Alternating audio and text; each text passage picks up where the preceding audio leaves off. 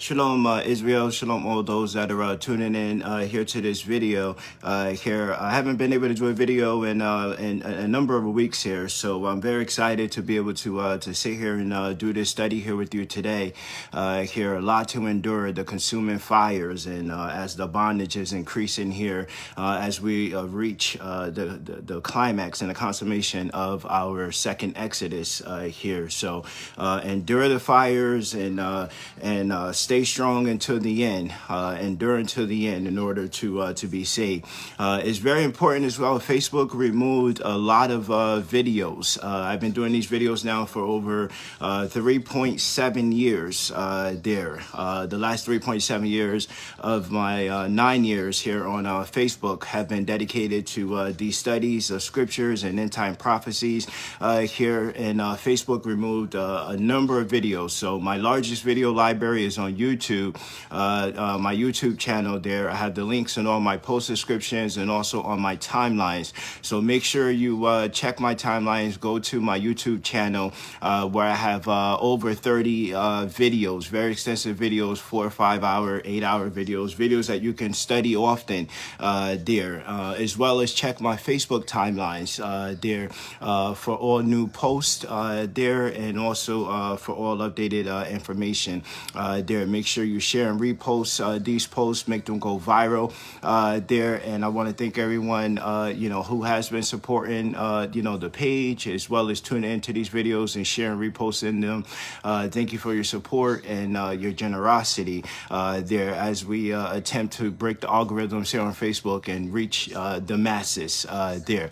So we're coming here to these end times where the strong delusions are sent forth here into the world here, and the age of the occult and magic and witchcraft and sorcery is very much alive here to distract you, to deter you from being able to come into full knowledge here. And this is why it's very important that you stay into the word day in and day out. It's very important with fasting and maintaining a good diet, good healthy diet, and exercising and staying in the word here day in and day out. And as you the more you stay in the word, the more the word is going to reveal itself here to you there. So I just want to give you that encouragement there. My prayers out there for all those that are suffering, prayers out there for the Congo, the Sudan, for Zimbabwe, for all sub-Sahara Africa, Kenya, Nigeria, Ghana there, Somalia. There's so much going on in our lands that a lot of people are not aware of because they're not drawing a connection between sub-Sahara Africa and the biblical promised land of Shem, the land of milk and honey, the land that was given to us for an inheritance. So many of those people in those lands are our own brothers and our own sisters, our kindred, our family there, even in the islands of the sea, and Jamaica and Haiti and Trinidad, and everything that's going on here throughout the earth. The beast system is rising because we are awakening as a people to realize our true identity, that we have been lied to, that scriptures have been tampered with, that the institutions of religion and the institutions of government has misled and is oppressing our people. We are the true Israelites, the nation of Israel that's subscribed there in scriptures here today there. So, make sure you take a lot of notes here on this video. I'll be live here for a few hours. Tell your friends and your family that we're live. Make sure you turn on Facebook notifications for my pages and check my pages daily. I would love to get videos out to you daily, but I'm unable to do so. So check my pages daily. Even when I'm blogging and I'm not doing videos, make sure you study those blogs there as well there. So take a lot of notes here on this video here today. I'm going to try to approach what we call the Bible and end-time prophecies, the battle between Jacob and Esau there, the consummation of times. I'm going to try to, present it from another angle, another perspective out there there. So today we're going to have what's called the higher study of scriptures here.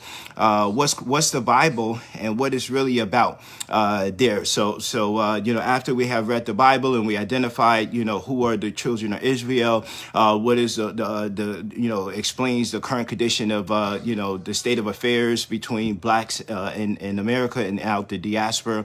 There in regards to tying the connection with the Deuteronomy 28 curses for a sign and a wonder. And being able to understand our experience and understand how it relates to scriptures and how it all comes together here and unfolds here in end times here. So we're going to take another angle here of looking at the scriptures here. How does Satan deceive the world with religions and their gods here? We're going to talk about the priesthoods and religions and their functions here. And it's a very difficult cookie to swallow. So I'll try to be gently serve you crumbs until you get the full cookie here. So it's a very difficult conversation that we're going to have here today. Especially due to the programming of our minds concerning what is called the Holy Word of God, the Hebrew Scriptures here. And so once you study the Bible, and you come into the conclusion of identifying the true chosen seed, who are the Israelites of scriptures. And I'm going to be narrating myself, so make sure you take a lot of notes here and study these videos often. Who are the Israelites of the scriptures? The best way to study scriptures and break all strongholds is to remove God out of the Bible here. And I'm going to explain what I mean by this and this may sound very controversial and difficult for people to accept, but the Most High, or the Creator, is not found in scriptures beyond the creation story and coming again in the end times and once you accept this and once you study scriptures on this basis, it will remove all the strongholds such as religions and everything that we have been taught and then you'll be able to study scriptures for what they really are and not how we have been led to believe and you'll begin to see how we are being conquered and God we trust there. And so when you take a honest look at what we call the Bible today, you could sum it up by the following. It is true that the Bible has some good and useful moral teachings called the Torah and the laws and the commandments which can be seen as legal guidelines on what's right and what's wrong developing consciousness. And it also is also equally clear that the Bible doesn't reveal any true higher knowledge of the Creator, the creation, and man itself. And few are capable of duplicating the miracles such as healing the sick, raising the dead as Elijah, Elisha, Hamashiach, and his followers yet they claim to have the Holy Ghost. Why is that? And so in other words, what I'm saying is the Bible has some teachings of the desirable ways of what we call God or the Most High, but the Bible doesn't teach us about God or the Most High. The Creator and the human soul and nature and the creation. And even with the moral teachings behind the biblical stories and the characters, the moral teachings are not enough to conquer what's defined as sin. And sin is defined as transgressions of the law. So you're called to have obedience to the moral laws and the commandments, but the Bible doesn't teach you how to actually obey those laws and commandments themselves, and especially in the world that we're living in, a world of oppression, a world of blasphemy, a world of suppression of truth. They're beyond simple motivation and this is why people are led to be burnt out and discouraged and turned away and go into rejection. Because if one could read the Bible, one should be able to develop obedience and one should be able to conquer what's defined as sins and the flesh. And we've been reading and studying scriptures for thousands of years, and the hearts of men are still and always on evil and not good And so today I want you to open your eyes and gain this knowledge of what the Bible is and what the Bible is not. And once you open your eyes to this, you'll never look at what we call God or even the Bible the same again. So what I want you to do is give you another way to look at scriptures. And I think this is a critical study for everyone, including and especially those in religions because the world wants you to believe that the Bible, the Torah, the Tanakh, the Quran, the Talmud, etc., are the word of what we call God. They're unfiltered, uncensored, untampered with by man. And no one is talking about in what sense So what I want to do is ask yourself, what is the Bible? What does the Bible teach? We're told that we are born in sin. Does the Bible teach us how to conquer sin and live a holy life and regain oneness with the mind, body, and soul? What is the Bible really teaching us besides morality and submission? And if you evaluate scriptures, next to the teachings of the morals, the biggest focus of scriptures is prophecy. Prophecy is the number one main focus of the teachings of scriptures. What is, and what will be concerning human history on earth and this is an important observation to understanding how Satan, our enemies, conquered the world and is oppressing the world and doing all this using scriptures because they all present their scriptures as the word of what we call God, and no one asks in what sense prophecy is the number one teachings of the Bible, the Torah, the Tanakh, and the apocrypha books. Aside from moral teachings, what you are taught in church and religions are man's interpretations of prophecy. Everyone is debating on who is to fulfill prophecies. And the question one must ask is, why is prophecy the number one teachings of the Bible rather than what we call God or even the human soul? So the Bible is called the Word of God, but God is not the number one topic of Bible teachings and scriptures You're not taught about how to connect and relate to the Most High. You're not led to the Creator. You're led to what the Bible calls the God of this world and that's a big distinction that I want to make here today. You're not even led to your higher self. They're conquering the flesh. You're focusing on your spirit. They took science out of the Bible out of scriptures, out of canon a lot of these secret teachings of the soul, and so they lead you to their God, AI, artificial intelligence And so 2 Corinthians chapter 4, verses 1 through 6, therefore, seeing we had this ministry as we receive mercy, we faint not, but have renounced the hidden things of dishonesty, not walking in craftiness, nor handling the word of God deceitfully, but by manifestation of the truth commend ourselves to every man's conscience in the sight of Elohim.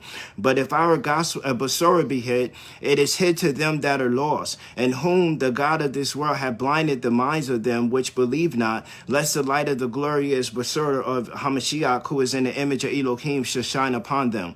For we preach not of ourselves, but Yahusha Hamashiach the Yahuwah, and ourselves your servants for Yahusha's sakes. For Elohim, who commanded the light to shine out of the darkness, have shined in our hearts to give the light of the knowledge of the glory of Elohim and the face of Yahusha Hamashiach there.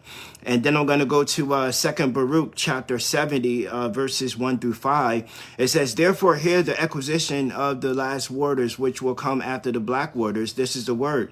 Behold, the days are coming, and it will happen when the time of the world has ripened, and the harvest of the seed of the evil ones and the righteous ones has come, that Yahuwah the mighty one will cause to come over the earth and its inhabitants and rulers, confusion of the heroic and amazing of the heart. And they will hate one another and provoke one another to fight. And the despised will rule over the honorable, and the unworthy will raise themselves over the illustrious. And many will be delivered to the few. Those who were nothing will rule over the strong. The poor will be greater in number than the rich, and the empires will exalt themselves over the brave. The wise will be silent, and the foolish will speak. And the thought of men will not be realized then, nor the counsel of the strong, and the hope of those who will hope will not be realized. So how were the few ruling over the masses? How did the God of this world conquer the masses? And what was the true teachings of the Hamashiach, who came to free us from the God of this world? Why did Rome oppress, assassinate, and kill the Hamashiach, who you call the Messiah? How did we get those titles of God, Lord, Jesus, Christ, Christian, etc.? These are some questions you must ask, and the answers are found in the Bibles, but everyone is reading the Bible wrong. The Bible has some moral teachings. I'm not attacking the word of the Most High. I'm just trying to present another way of seeing this. So the Bible has some moral teachings, but the number one main focus of scriptures is prophecy. What was, what is, and what is to come. And so Rome conquered the world using the Bible and religion. This is evident when studying the so-called Jews in Israel, the so-called Muslims in the so-called Middle East, etc., Roman Christianity, India, and Hinduism, etc. There's a reason why the Bible is the #1 book in sales and volumes in the world. There's a reason why private corporations own the copyrights to the Bible. And there's a reason why Rome wants everyone to have a Bible in their household and even in schools, and why Donald Trump is a big fan of the Bible. Because Rome is conquering us and oppressing us with this same Bible. Rome is seizing control and ownership of your mind, body, and soul. And the Bible and God is their #1 tool. That's why when you look at a dollar bill, there's the phrase, "In God we trust." And it's also why government and God go hand in hand. There behind all these governments in the world is a God, is a deity. You cannot have one without the other. Hence the title Lord or Yahuwah or Yahweh is one that rules over people. And the term God or Elohim is one that rules over the lands. And a Lord God is one who rules over the lands and over the peoples. And so there's a hierarchy into what we call Godhood, where the Most High sits on top. And just because you're a God doesn't mean you're a creator, and only the creator can create. And then ask yourself, if a creator is created or a part of creation, or if one that's outside of time becomes a part of time, are they still the creator in their full powers and nature there? Can you be a part of something and also be that something's creator at the same time? Is God a spirit that scientists are trying to tap into, such as dark matter and zero-part energy? Or is God a physical being with a body that eats and breathes and acts? Is God within you, or is God outside of you? These are questions few are seeking, higher knowledge and wisdom of. Additionally, behind God and government is the banking and the financial industrial complex, the banking cartels. This all forms a pyramid structure of oppression that leads into religions, education system, politics, governments, governance, land ownership, control over resources, laws, culture, traditions, holidays, and every aspect of our daily lives. And even the issuance of IDs, identifications, and birth certificates to own and control your souls and it all starts with God in the Bible. And our oppression starts and ends with God, and this God is revealed to us as in what we call the Bible, the Torah, the Tanakh, the Quran, etc. And so the book of Job, chapter 9, verse 24, it says, "The earth is given in the hand of the wicked. He covereth the faces of the judges thereof. If not, where and who is he?" So the point I want to make is when Rome rose to power, they used what we call God, and it all began by what we call the Bible. This is what they had all those hundreds of years of Bible councils, such as the Council of Nicaea, where they decreed and made Jesus into God and developed the doctrine of the Trinity, changed the Sabbath to Sunday, developed the Church Creed, and decided what books were going to be a part of canon. They removed a number of books from what you call the Bibles of today, which only has 66 books. There were, over 88 books in the Bible and so the Bible and God are Rome's #1 tool of colonialism, oppression, racism, white supremacy, and world domination. And Rome is Mystery Babylon the Great in Revelations chapter 17 through 19. Rome is ruling over all the nations and peoples of the world, and they're doing this with the Bible, and they're doing this in what we call God, Yahweh, Jesus, Allah, Lucifer, Satan, Brahma, Zeus, Saturn, Baal, Lord, Horus, Osiris, Isis, etc. In fact, a lot in Masonry and the occult world are saying that this golden age is going to be the golden age of Horus. So Daniel chapter 7 verse 19. Then I would know the truth of the fourth beast, which was diverse from from all the others, exceedingly dreadful, whose teeth were of iron and his nails of brass, which devoured, break in pieces, and stamped the residue with his feet. And so Rome is a diverse mixture of gods, because they have a god for every diverse culture in the world. In fact, the late Pope Francis said that he felt that there was many roads that lead to salvation, and embraced, a view of openness between religions. And this is where you get the one world religion, the one world government, and the one world currency here in these end times. And so in front of that God is a government, and behind that God is the banking system cabal, the currency system there. And that's why the majority of the world submits to a central banking system that's owned and controlled by European Jews there.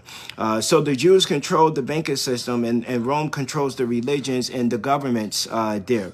The trinity of banking, religions, and governments. And without one, you cannot have the other. And so you must wonder if currency created God, or did God create currency there.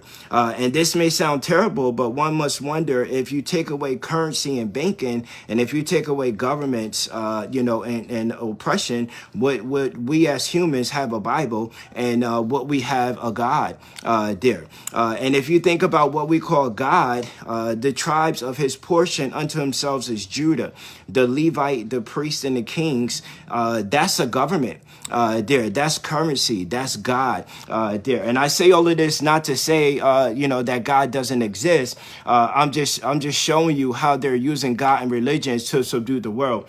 Here, give me 1 second. I just have to turn this heat down.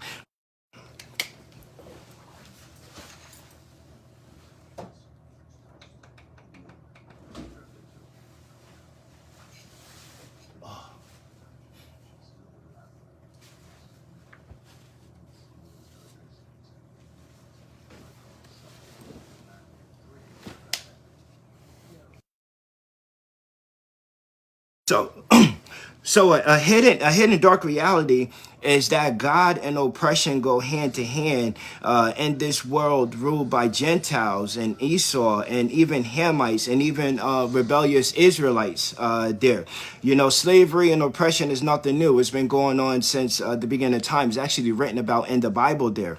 And this is how the few are ruling over the masses. The God of this world has blinded the masses, because the God of this world is a God of oppression, conquering, colonialism, Nazism, Zionism, white supremacy, world domination.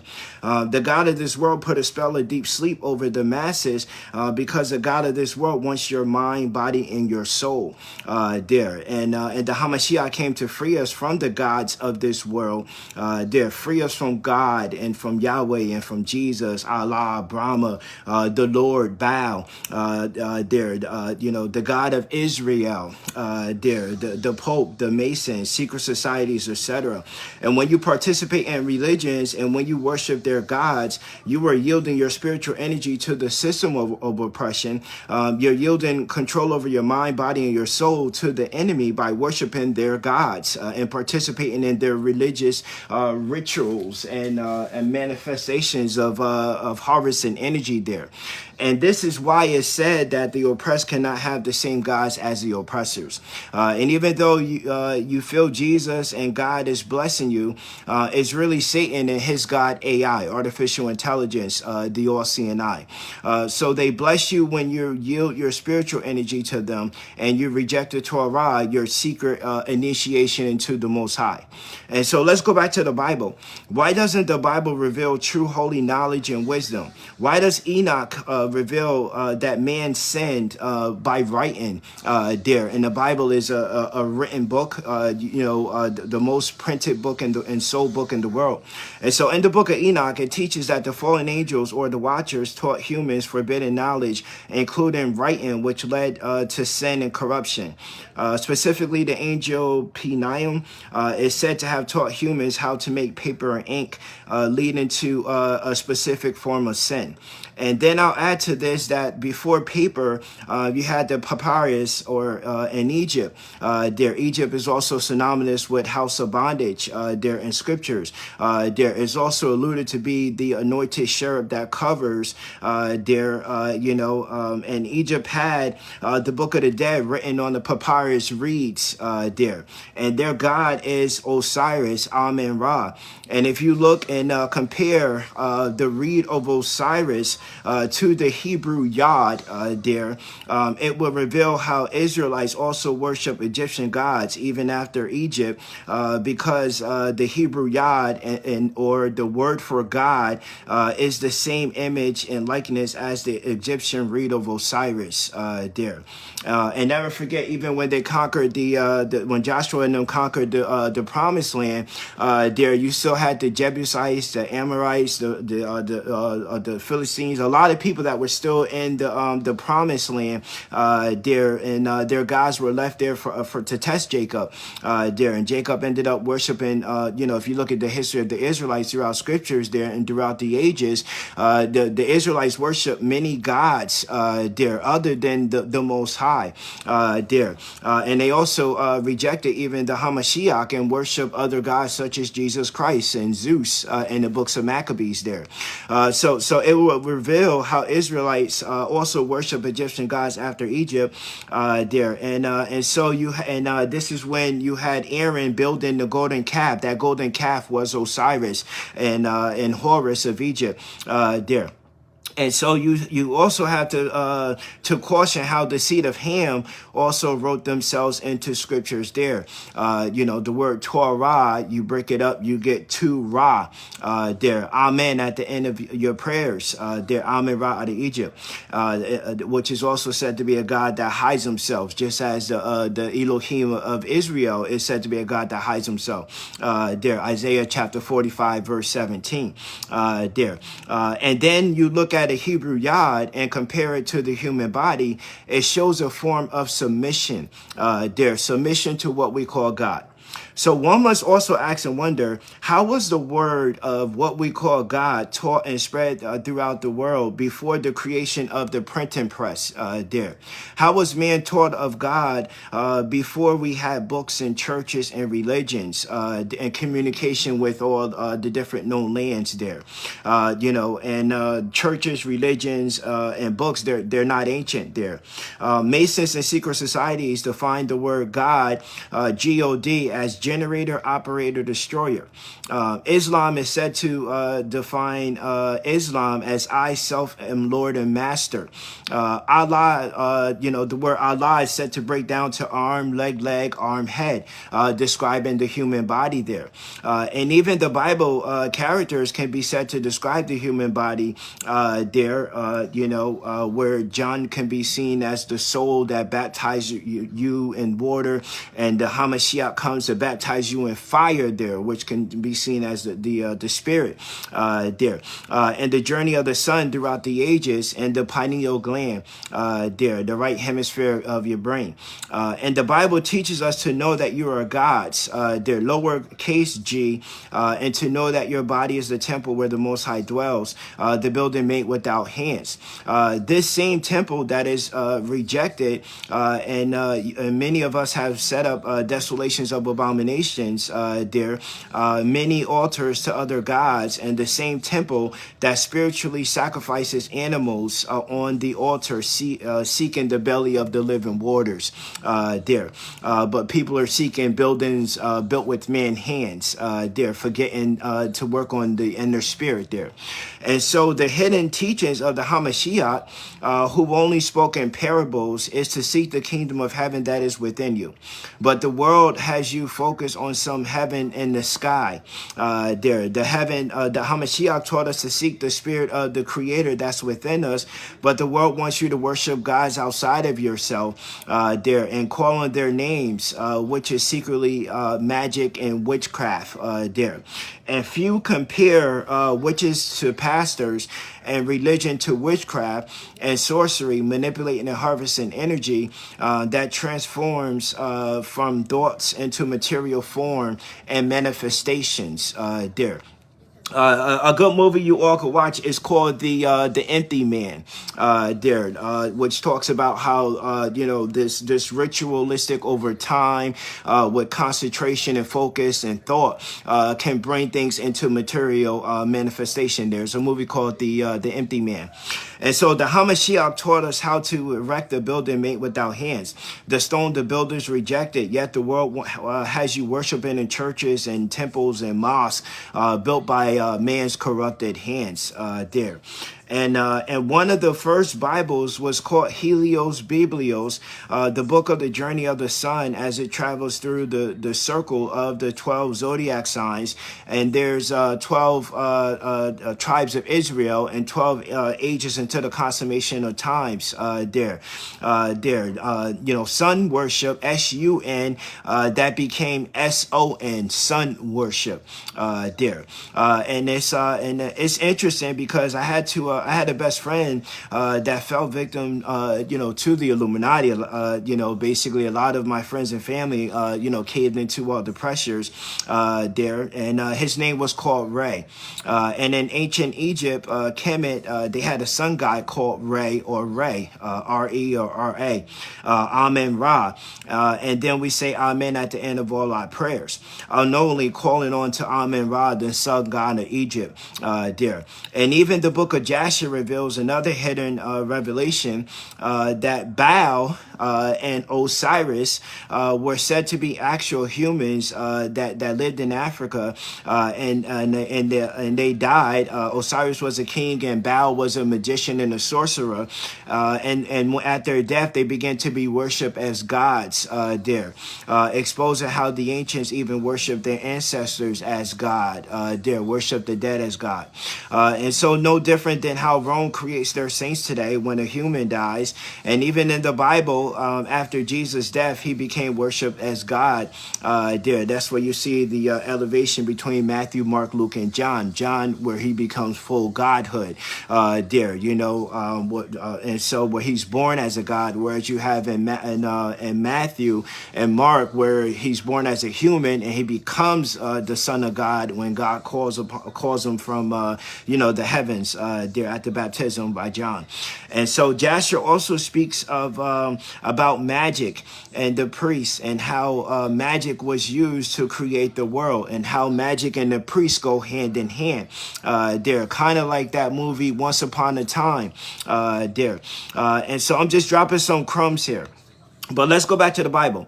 Why is prophecy the number one teachings and not true teachings of the Creator? True knowledge of eradicating sin and corruption the flesh. What is the Bible really about? And on the surface, I'll drop another crumb here. To understand what the Bible really is and why prophecy is the number one focus of scriptures and why the Bible is void of true knowledge of the Creator, one must also understand where did the Bible originate and whose hands is the Bible's and the other worlds in today. And for this, you must include the elephant in the room that no one seems to want to talk about, and that is the topic of what's defined as race so in short, I'll say the Bible originated in Africa by Africans, who were what we call Negroes or black folks, who were ruling the entire known world. And now the Bible is in the hands of Europeans or what we call white folks, and they seize control over scriptures, which also means they seize control over the Creator and what we call God, and they wrote themselves into scriptures in their own words and speech there. So sometimes I wonder how much Francis Bacon or Josephus or Shakespeare had influence on the Bible and scriptures, especially the New Testament there.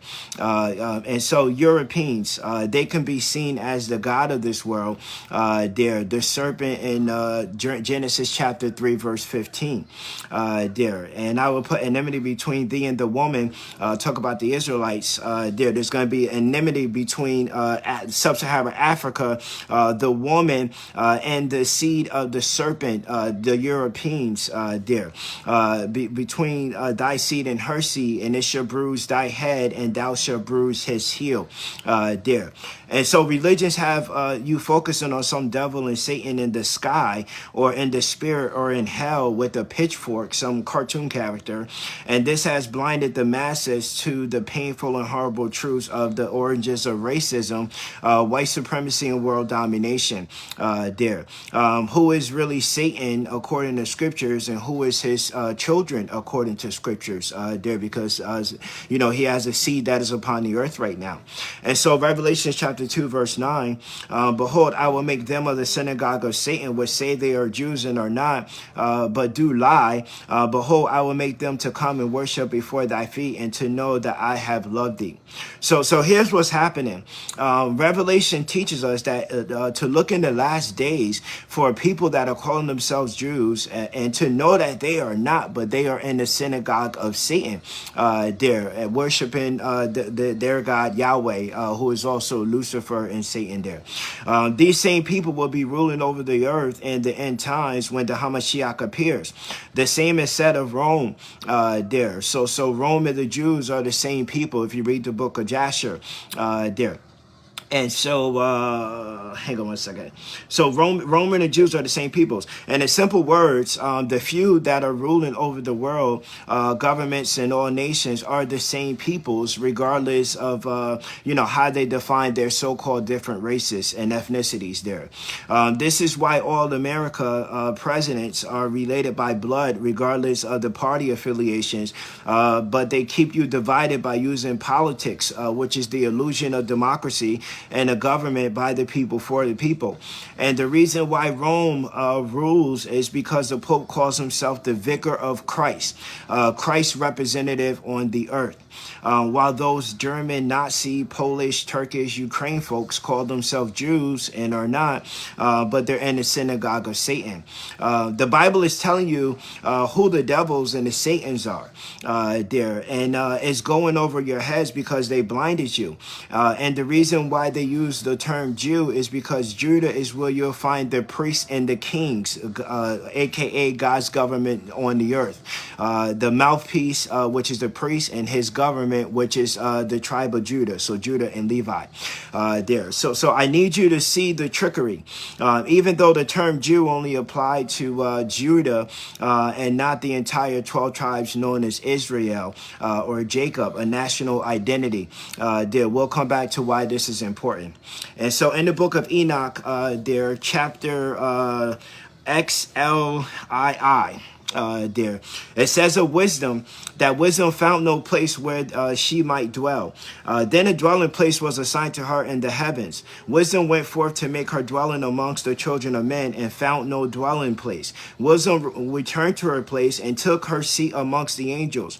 And unrighteousness went forth from her chambers, whom she said sought not she found, and dwelling with them, as rain in the desert and a dew on a thirsty land there. And so what is Enoch exposing is that wisdom is not found on the earth, only on unrighteousness there. And we're in this age of unrighteousness in the apocalypse of weeks before the tree of righteousness is planted. And so Rome is ruling over the masses, and this is aka the church age, aka the age of the Gentiles, aka the age when Esau is ruling here. And so Rome is ruling over the masses with unrighteousness, and it's the job of the Hamashiach to bring wisdom from her place in heaven to the earth there. And this is where you get the symbolism here, Revelation chapter 12, verses 1 through 5. And there appeared a great wonder in heaven, a woman clothed with the sun and the moon under her feet, and upon her head a crown of 12 stars. Talk about the 12 tribes of Israel. And she being with child, the Hamashiach, travailing in birth, pain to be delivered. And there appeared another wonder in heaven, and behold, a great red dragon, having 7 heads and 10 horns and 7 crowns upon his heads. And his tail drew a third part of the stars of heaven, and did cast them to the earth. And the dragon stood before the woman, which was ready to be delivered, for to devour her child as soon as it was born. And as soon as she brought forth a man child, who was to rule all nations with a rod of iron, her child was caught up unto Elohim and to his throne there. So this is, remember, everything first starts happening in spirit before it takes physical material form there. So this is occurring in the spirit, and then it occurs in the manifestation of the physical. The Son of Man had to appear, hidden in Egypt. There had to appear amongst his brethren in the Americas, amongst Judah and Levi. The tribe of the legal government of the Most High. He had to appear amongst his brethren. They're hidden in Babylon, the daughter of Babylon. They're to prepare the seed of Jacob. So when you're reading, an interesting thing, when you're reading Revelation chapter 10, it talks about a book written within and without. And then you go to the book of Ezekiel. Ezekiel is mentioned in the book written within, without, and it's talking to the Son of Man. Son of man, I set thee as a watchman. Son of man, prophesy unto these dry bones. This is all like a precept and a prototype of the Hamashiach here in the end times. As he's breaking the 7 seals upon scriptures. But he comes to basically prepare Jacob for the revelation of the mothership, which is to take the first fruits and to bring judgment to the earth, the destroyer of the Gentiles And so this also ties into 2nd Ezra chapter 13, which is the secret revelation of the Hamashiach on the earth And so in the last days, the woman will give birth to the son who is to rule all nations with the rod of iron and with the rod Hokadex with wisdom And so Revelations chapter 10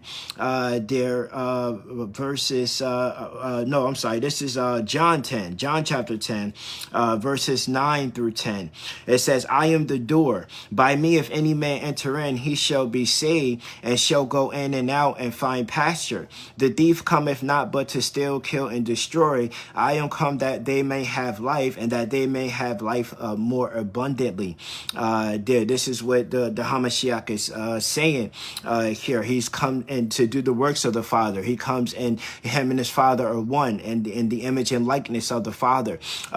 Which is the Torah, which is the law, the baptism of fire that initiates you into the secret mysteries, the order of Melchizedek, which is going to be replacing the order of the priesthood of Aaron with under the Levitical priesthood And so Enoch chapter 46 here, and at that place I saw the one to whom belongs the time before time, and his head was white like wool, and we know there's only one people with wool like hair on the earth, and there was with him another individual whose face was like that of a human being. His countenance was full of grace like that one amongst the holy angels. And I asked the one from amongst the angels who was going with me and who had revealed to me all the secrets regarding the one who was born of human beings. The first advent is the same as the second advent. They're born of human beings. Who is this and from whence? It is he who is going as the prototype of the before time. So the Hamashiach is the prototype of the Torah. The Hamashiach is a prototype of the image and likeness of the Father and his righteousness. And he answered at me and said, this is the Son of Man, to whom belongs righteousness, and with whom righteousness dwells, and he will open all the hidden storerooms, for the Yahuwah spirits has chosen him, and he is destined to be victorious before the Yahuwah spirits in the eternal of righteousness. This Son of Man whom you have seen is the one who will remove the kings and the mighty ones from their comfortable seats, and the strong ones from their thrones. He shall loosen the reins of the strong and crush the teeth of the sinners. He shall dispose the kings from their thrones and kingdoms, for they do not extol and glorify him, and neither do they obey him, the source of their kingship. The faces of the strong will be slapped and filled with shame and gloom. Their dwelling places and their beds will be worms. They shall have no hope to rise from their beds, for they do not extol the name of the Yahuwah of spirits. They're talking about this world of corruption, this world of sin, this world that's being ruled over by the Gentiles, by the wicked, by the Satans. Is filled with blasphemy. In Enoch chapter 62, it says, for this purpose he has become the chosen one. He was concealed in the presence of the Yahuwah of spirits prior to the creation of the world and for eternity. For the Son of Man was concealed from the beginning, and the Most High One preserved him in the presence of his power. Then he he revealed him to the holy and the elect ones there. And so we need to figure out who is that holy and who is that elect one.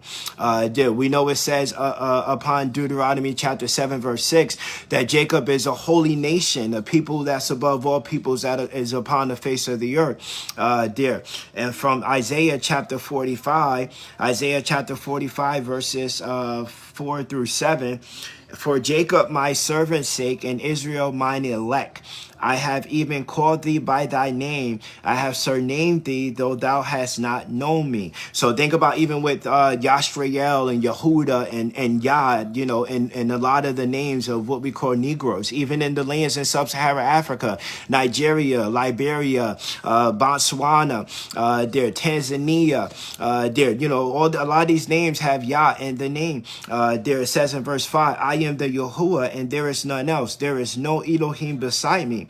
I have girded thee that thou hast not known me, that they may know from the rising of the sun and from the west that there is none beside me.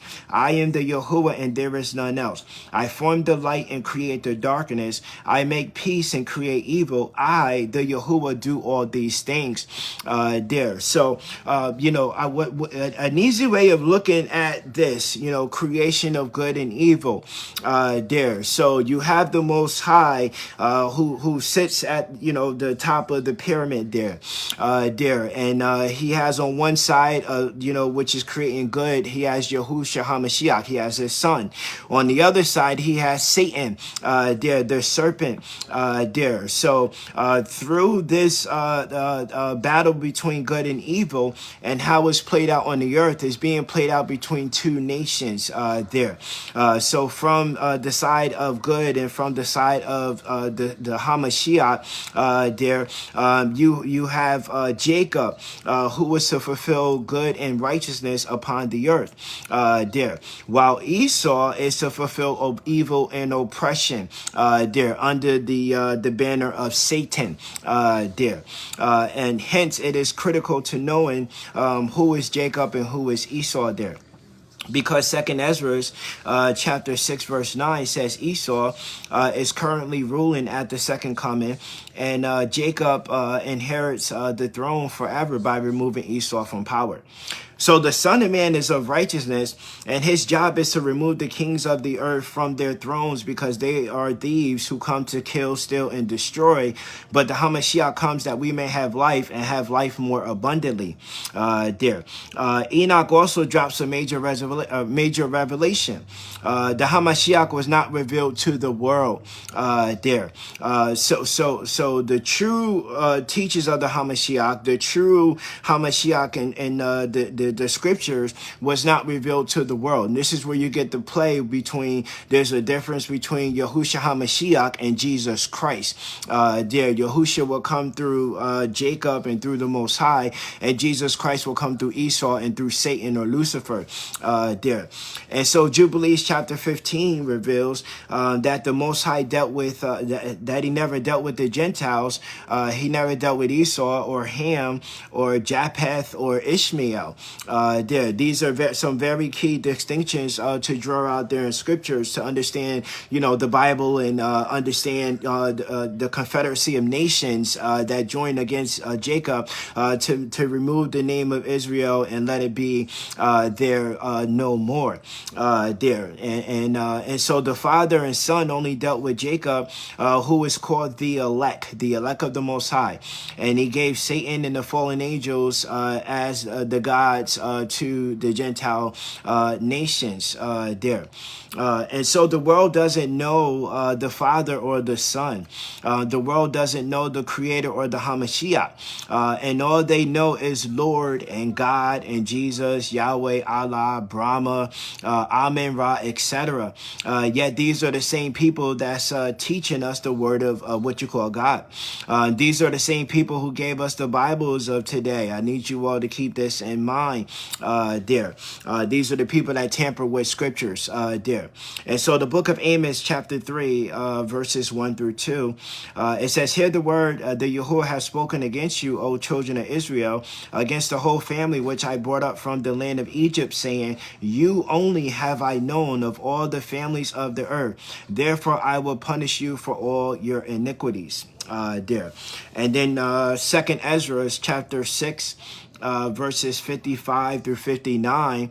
All this I have spoken before thee, O Yahuwah, because thou hast made the world for our sakes. As for the other peoples which also come of Adam, and thou hast likened them as nothing. So when I hear that phrase, thou hast made the world for our sakes, there. And if you look at what's called Black or African history, it goes on. We're the first humans that are on earth, and we've been on earth for thousands and some say millions and billions of years before you have the other various races that are on the earth here today.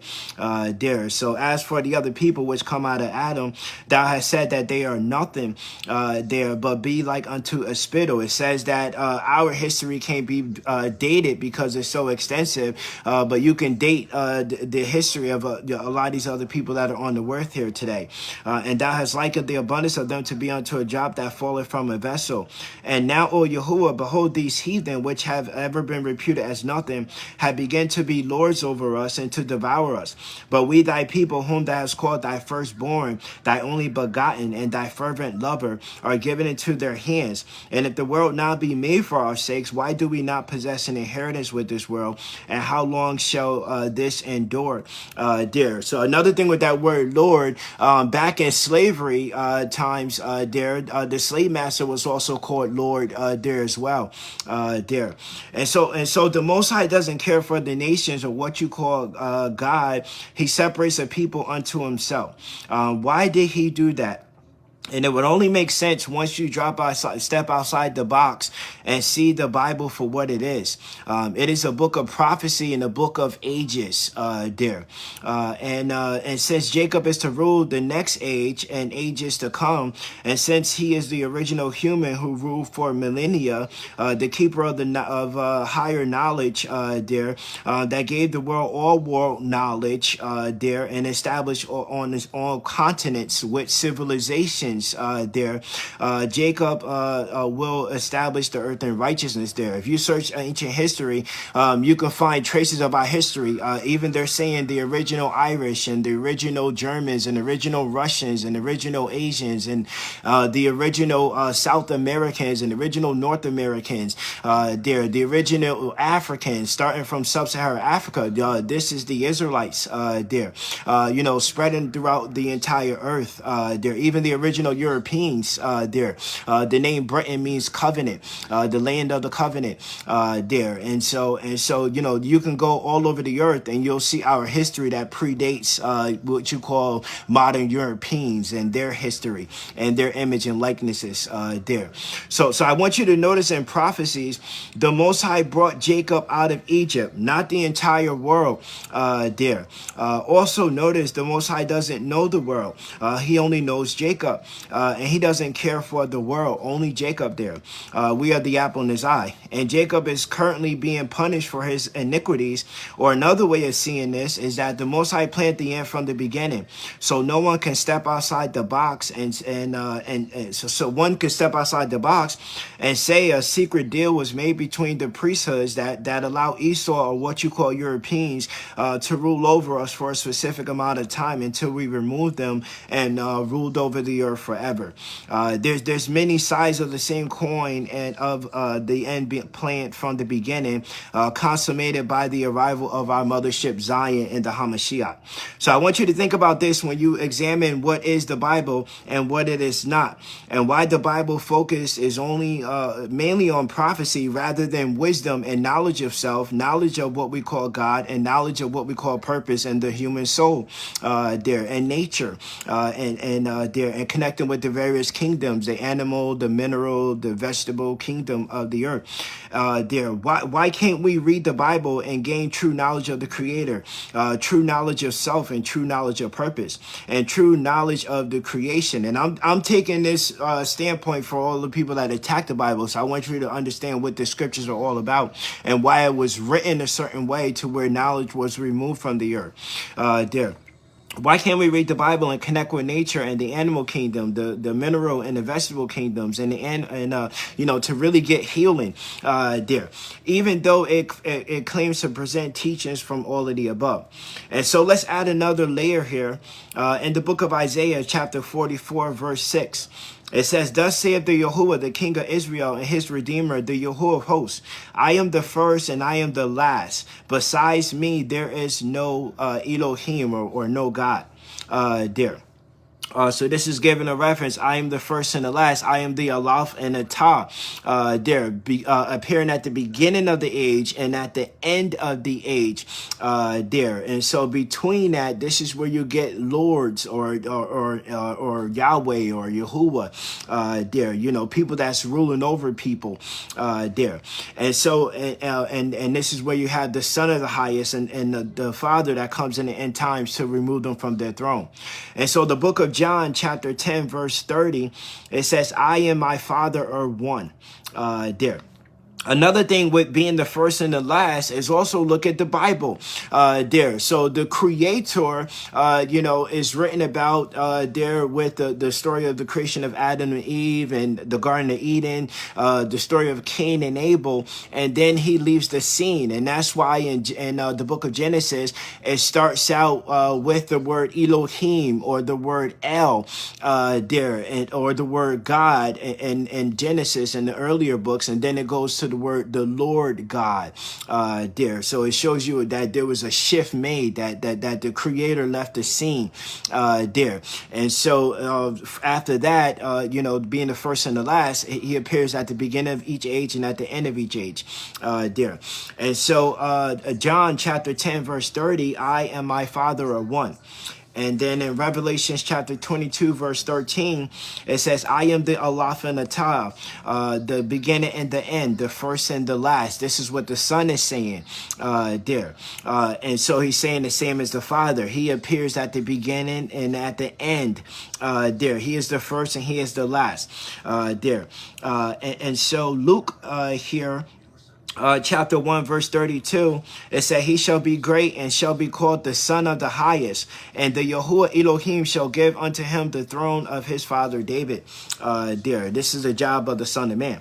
So let's tie this together, and I want you to tie this together with the number one topic of scriptures, and that is prophecy there, especially because no other people was given a savior but Jacob there. And if you realize the lands of Jacob, sub-Sahara Africa, so the people and the lands, the people from those lands that's dispersed throughout the earth and that's in those lands as well, we are the only people that the scriptures are saying that needs to be saved here. So just marinate on that there.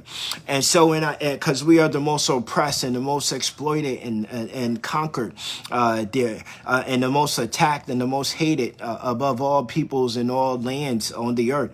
And so in Isaiah chapter 44 verse 6, the Father says he is the first and the last, meaning he appears only at the beginning and at the ending of each age there. So think about that even when you're reading the scriptures there. And this is why I make the statement to say that he is not found in scriptures there. I want you to get that. His prophecies and his laws and his commandments are found, but not his wisdom and his holy knowledge there. And I didn't search this out there. I want to see if I can just get the quick thing here, if it will cooperate with me. But even in Ezekiel chapter 20 has a very slick statement there where it basically says that he gave us laws and commandments which were not good there.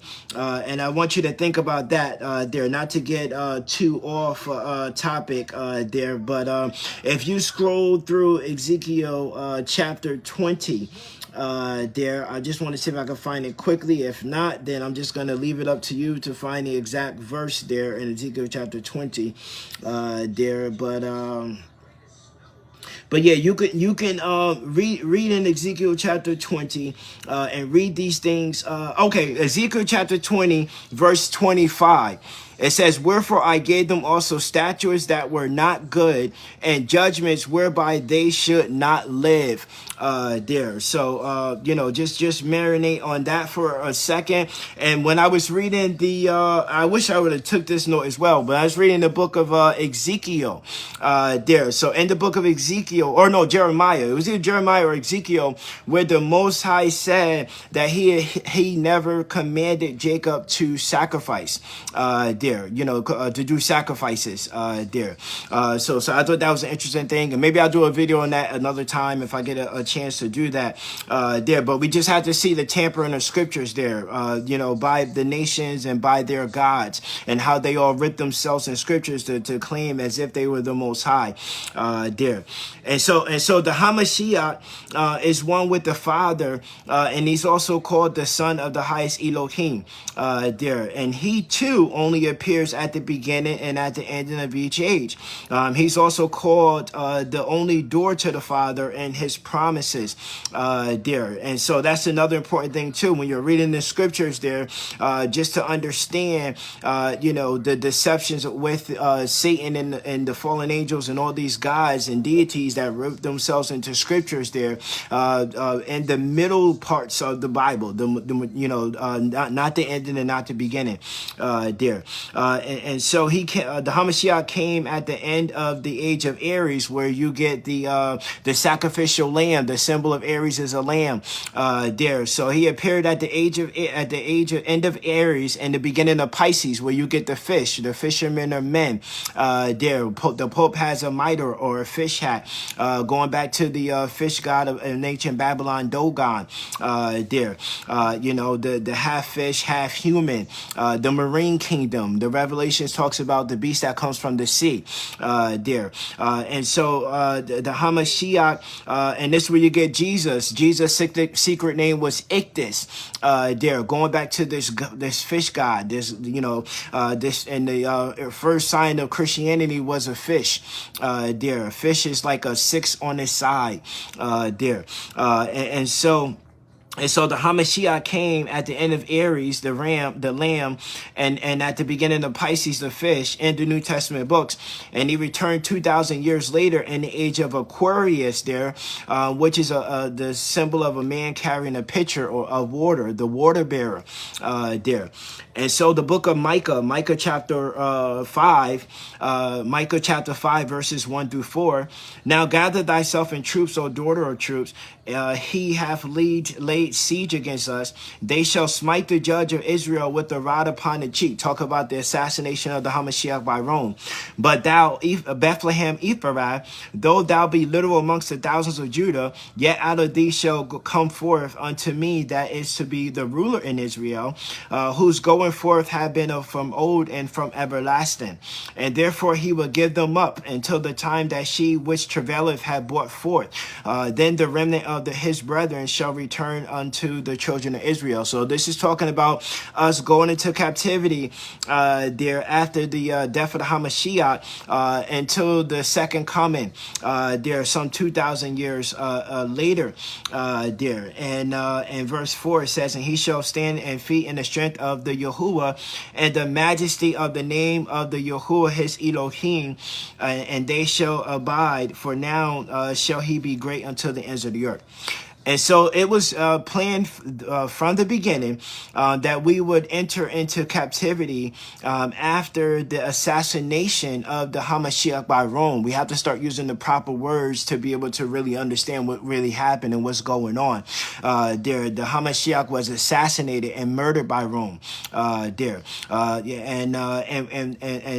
this was all during the age of Pisces. There, the sacrificial lamb of Aries was sacrificed on Pisces there. Mysticism started to rule there, and not knowledge there. So we went from a state of knowing to a state of mysticism there, and this is what has dominated the earth for the last 2,000 years during this age of Pisces there, and we've been given up to the bondage until the Hamashiach appears to regather the remnant and return in the strength of his Elohim, which is the highest, not the God of this world, who has blinded the masses, as 2 Corinthians chapter 4 speaks. So the Hamashiach comes with the highest Elohim.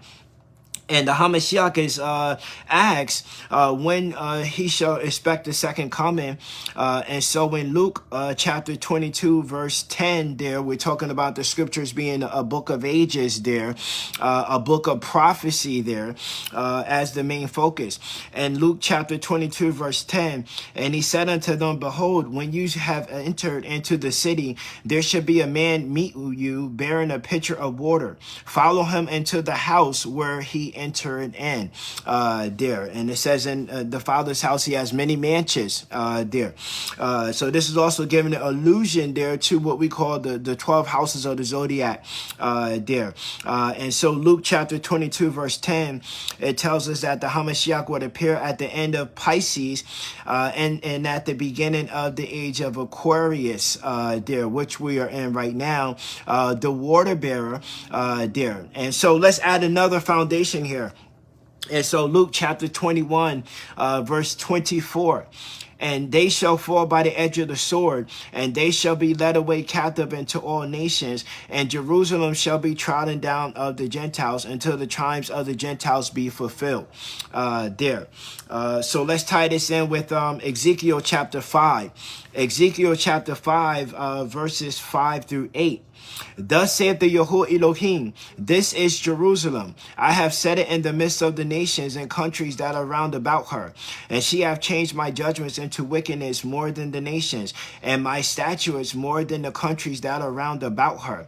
For they have refused my judgments and my statutes, they have not walked in them. Therefore thus saith the Yahuwah Elohim, because you have multiplied more than the nations that are round about you, and have not walked in my statutes, neither have kept my judgments, neither have done according to the judgments of the nations that are round about you. Therefore thus saith the Yahuwah Elohim, behold, I, even I, am against thee, and I will execute judgments in the midst of thee in the sight of the nations there. So, the land was called Jerusalem, and also the people was called Jerusalem there as well. The same could be said of Zion. Zion was also called the land, and it was also called the people. The same could be said of Shiloh there, which is in ancient times there. Shiloh can be called the Lamb, and Shiloh was also called the Hamashiach there. And so Jerusalem, the land and the people, would be trodden down by the Gentiles there until the times of the Gentiles are fulfilled there. How are they trodden us down? They started with the Bible. It started with scriptures there. And we tied this into the second comment. So the times of the Gentiles were from the age of Pisces to the age of Aquarius. So you go from Pisces mysticism to Aquarius, which is the name I know. So you go from mysticism, where you're going on blind faith, to in Pisces there, and all these different doctrines and religions and so on and so forth. And then in Aquarius, you go into an age of knowing, an age of knowledge there. And so for the last 2,000 years, the world knowledge has been whitewashed and true knowledge has been hidden there. And so the Hamashiach is coming to save a specific people and specific lands there. This is prophecy. It's not religion there. And so prophecy, not religion, is the main topic of scriptures there. And so Matthew chapter 15. Yet the world, gives all this dramatizing and religious, connotations to scriptures when the Bible is really a book of ages there in the book of prophecies with some moral teachings there.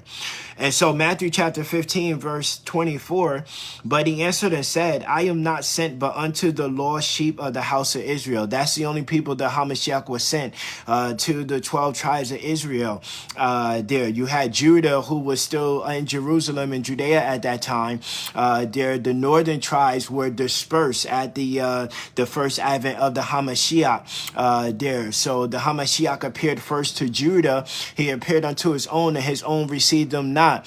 And then he went unto the northern tribes, who were at that time being called spiritual Gentiles, because the Most High had divorced the northern kingdoms, the northern tribes there. Yet he held Jacob unto himself, because the scepter shall not fall from Judah, into Shiloh comes, and unto him the regathering of the people be there. So this is what occurred during that time. The Hamashiach didn't go to the world, and the world does not know the real Hamashiach there. All they know is Jesus Christ.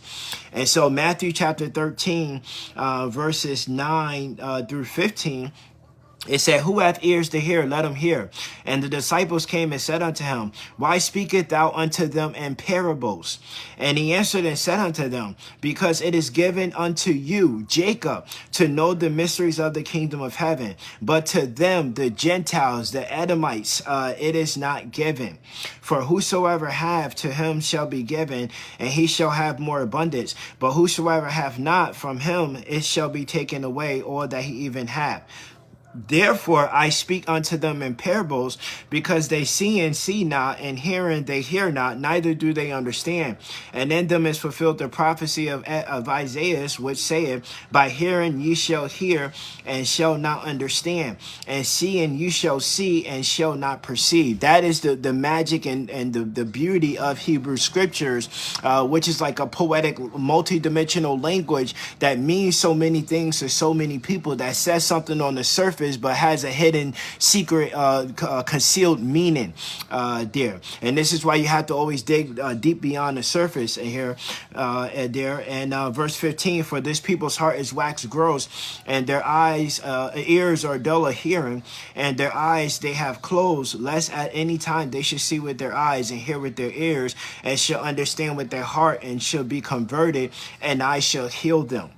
And so if you study the religions of today, there that are, mainly going after Gentiles or universal covenant there, where anybody could be saved, where anybody could redeem themselves to the Father, there, a new gospel there with new gods and new doctrines and tamper with scriptures there. And so the institutions of religions are not ancient. The institutions of religions today do not date back to the creation or the beginning. So the religions of today were created by when Rome rose to power there. I want you to keep this in mind, the timing of all of this there. And this is approximately like 2,000 years ago, during the transition from the age of through Aries and to Pisces through Aquarius there.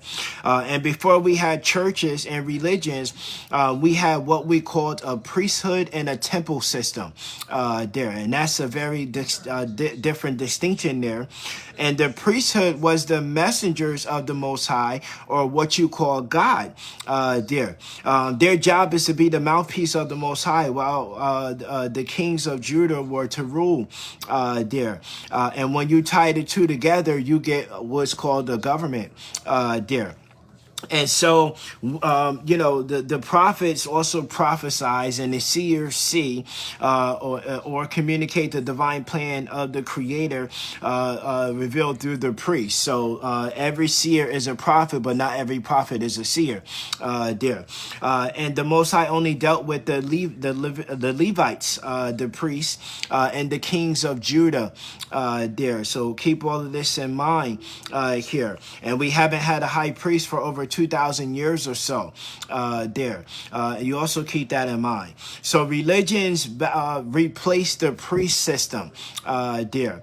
And even though the Most High never dealt with them, they gave us Bibles, and they gave us religions, and they gave us gods and names and titles of God there, such as God and Lord and Adonai and the Lord your God and the Holy Ghost. And so keep all of this in mind. Before we had religions and churches, we had the priest system and temples there. Historically, one could look at where scriptures come from, and that's the continent of Africa. More specifically, sub-Sahara Africa gave the world all scriptures and so-called holy books there. And historically, you also had, before religions, you had mystery schools there, which was another form of priesthoods there. And there were 4 main mystery schools in ancient times.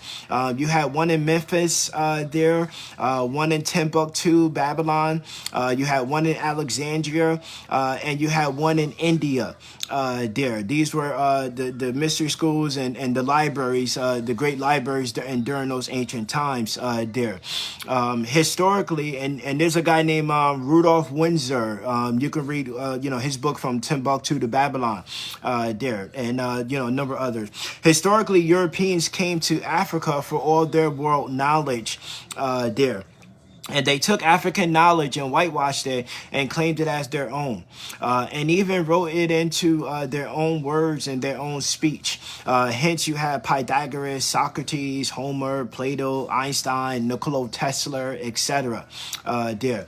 All the European Greeks and Asians were taught by Africans, by what you call blacks, Negroes there, and Hamites and Shemites.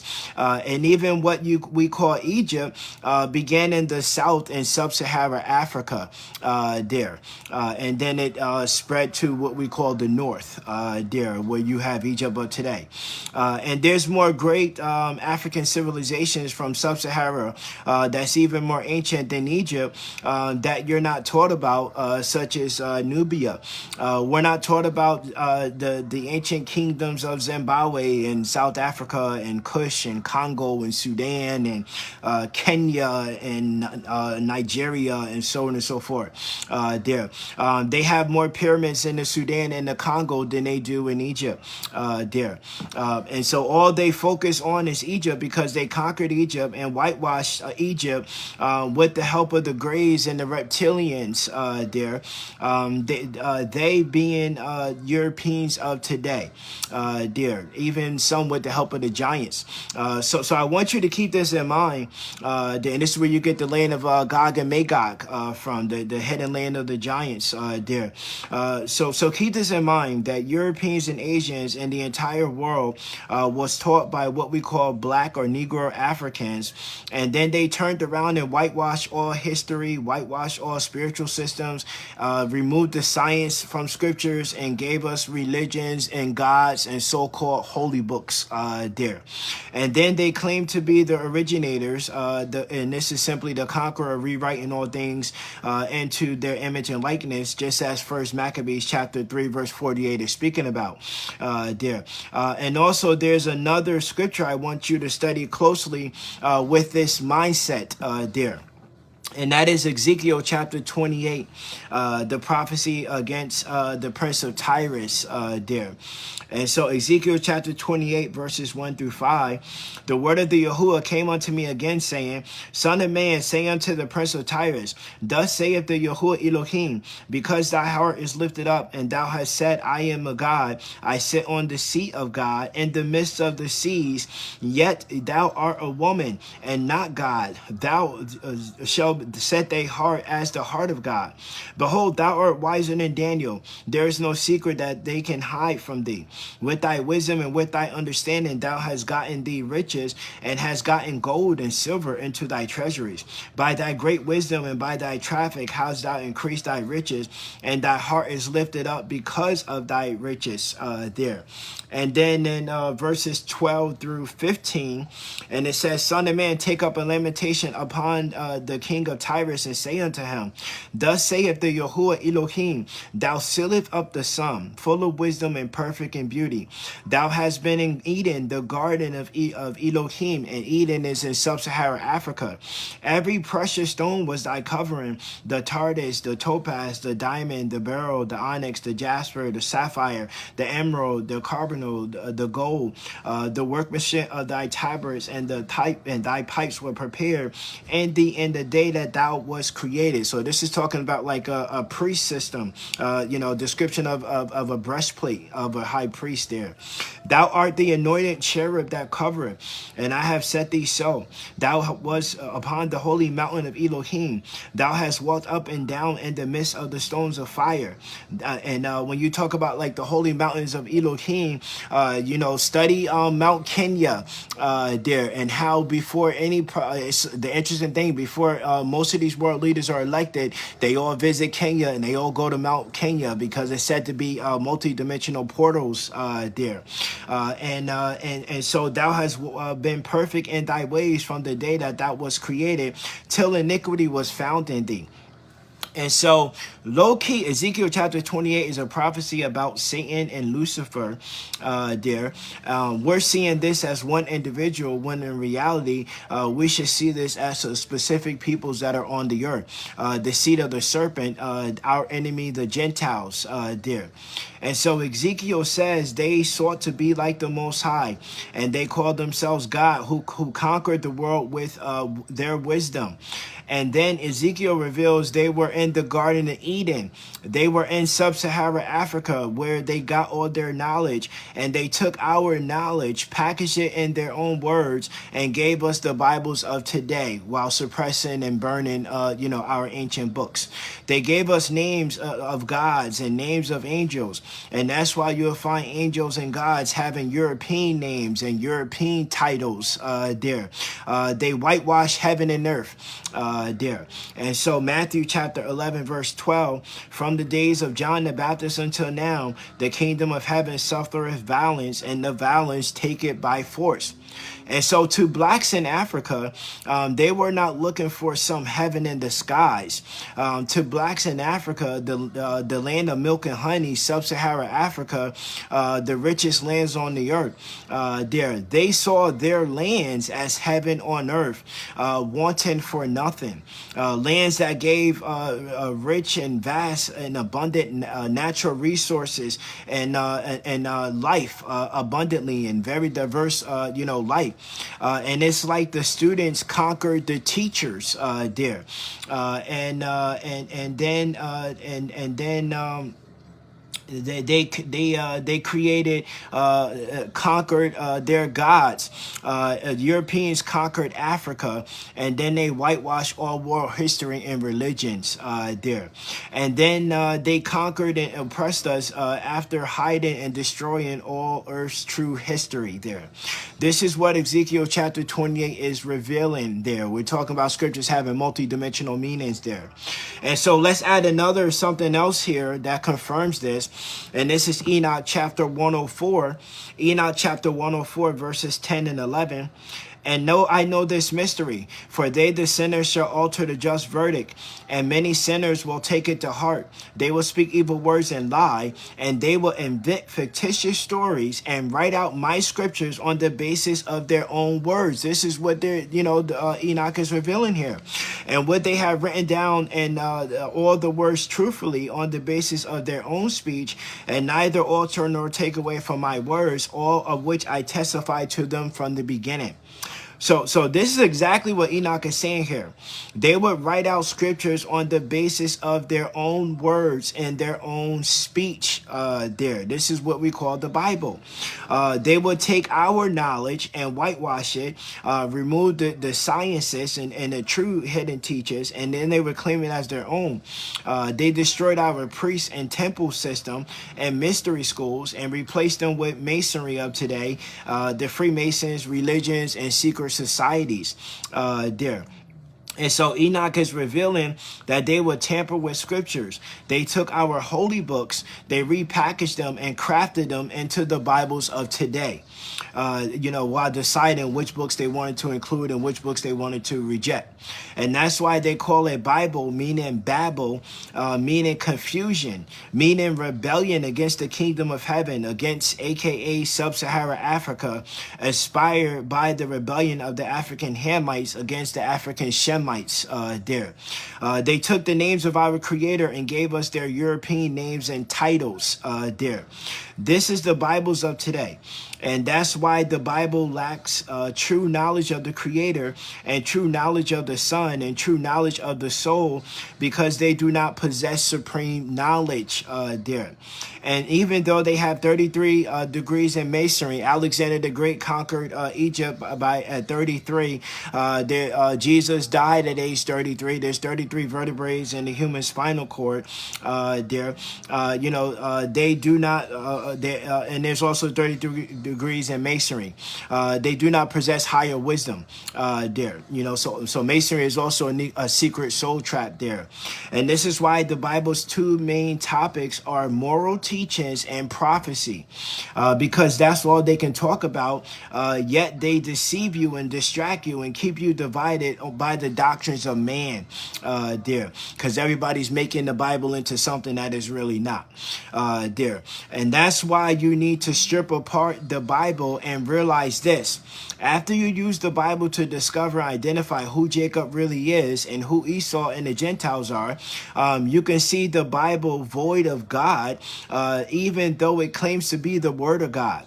The Bible doesn't teach you about God or about the human soul there. So what Enoch is saying here is that they took our spiritual system and they wrote it in their own words into the Torah, the Tanakh, the Bible, etc., and then developed their own doctrines, such as being born in sin, needing a blood sacrifice of a Messiah to save you from sin there. Because if you have no sin, you also have no priest system, no religion.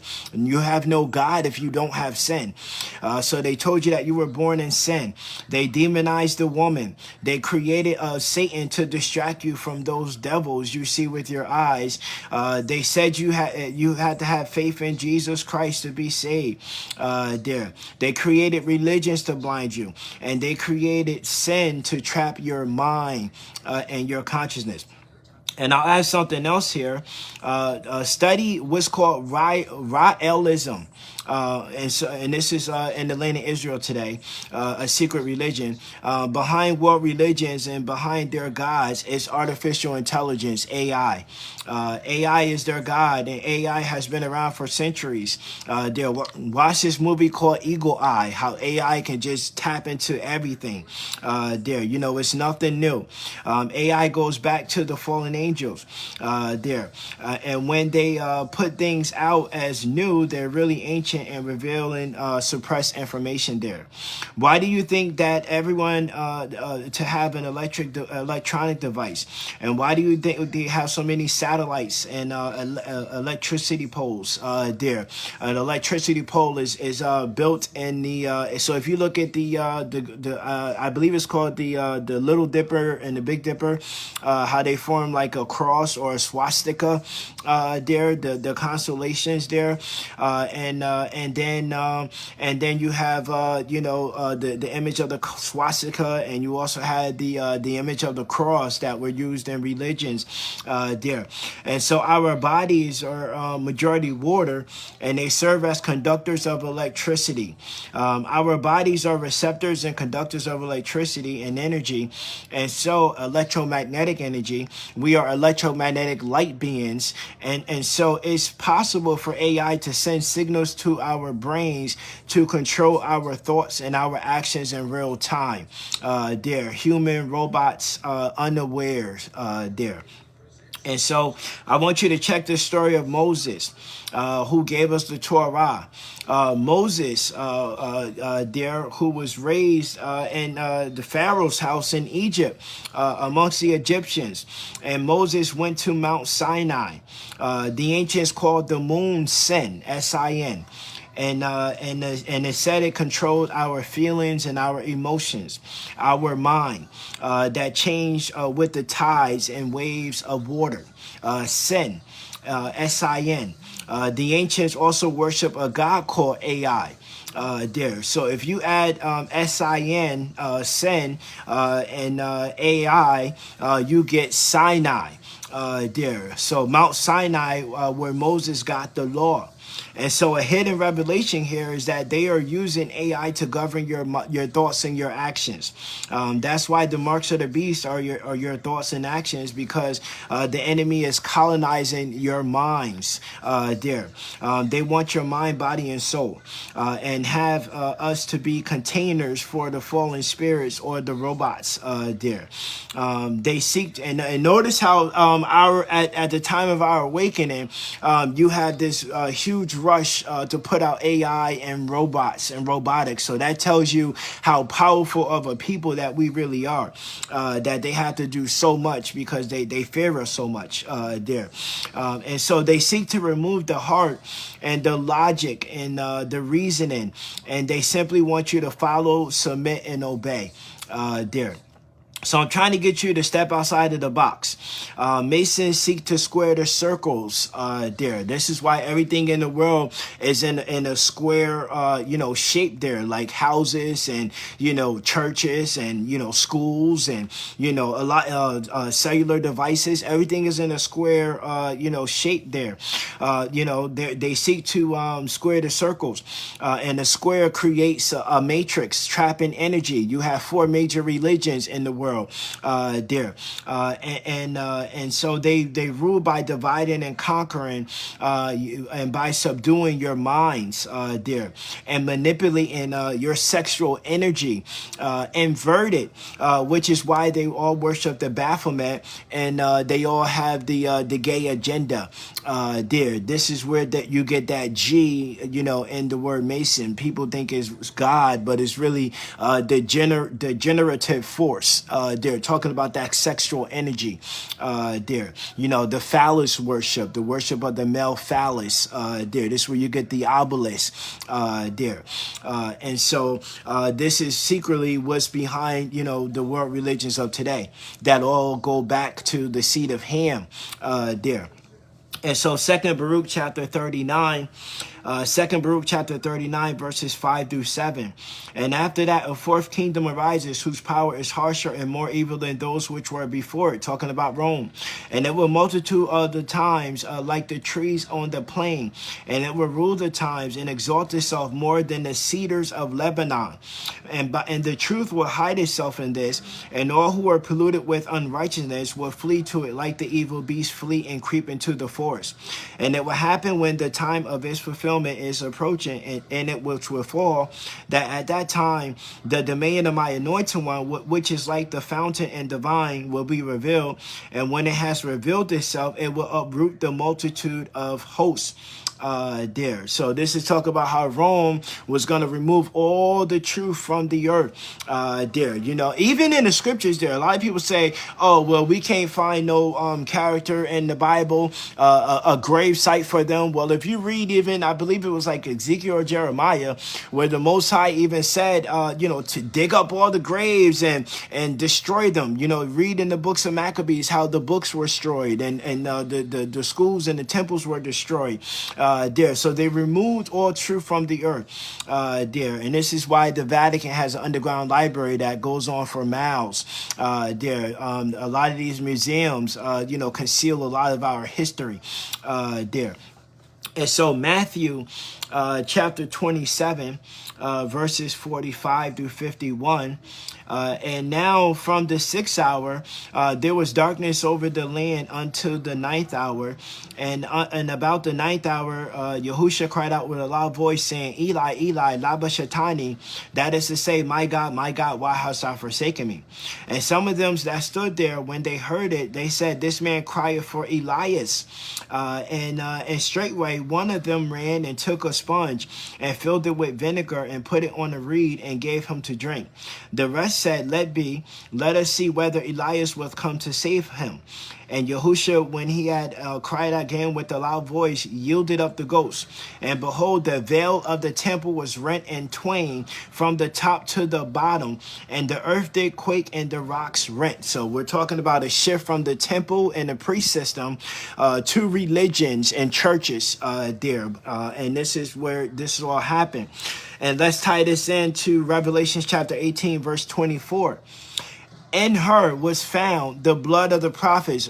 This is Rome, and saints. This is the Israelites, and of all those that were slain upon the earth. So Rome is credited to the assassination of the Hamashiach, and also all the bloodshed that is upon the earth here today, and also is holding itself as a religious institution, as the vicar of Christ there on the earth, there over the religions of Judaism, Christianity, Islam, and Catholicism.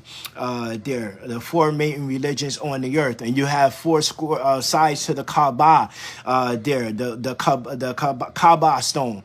There, which also has a lot of numerical and mathematical, magic there in the dimensions and the numbers that are used and stuff. But it has four stones. So Ka and Ba, that goes back to ancient Egypt. There, the Kabbalah. There, Kab Allah. So this is the seed of Ham that's working with these Gentile nations there to hide the truth about the Israelites there. And this is this is why, even with the tetragrammation, you have four characters in a tetragrammation that's known to the world today. There, whether it be YHVH or YHWH there. And you also have four sides to the square. There, four main religions in the earth. There. So let's tie this together. When Rome rose to power, they killed the Hamashiach, called the Messiah, or whom you call the Christ, because he was exposing the deceptions of Rome and the religions there.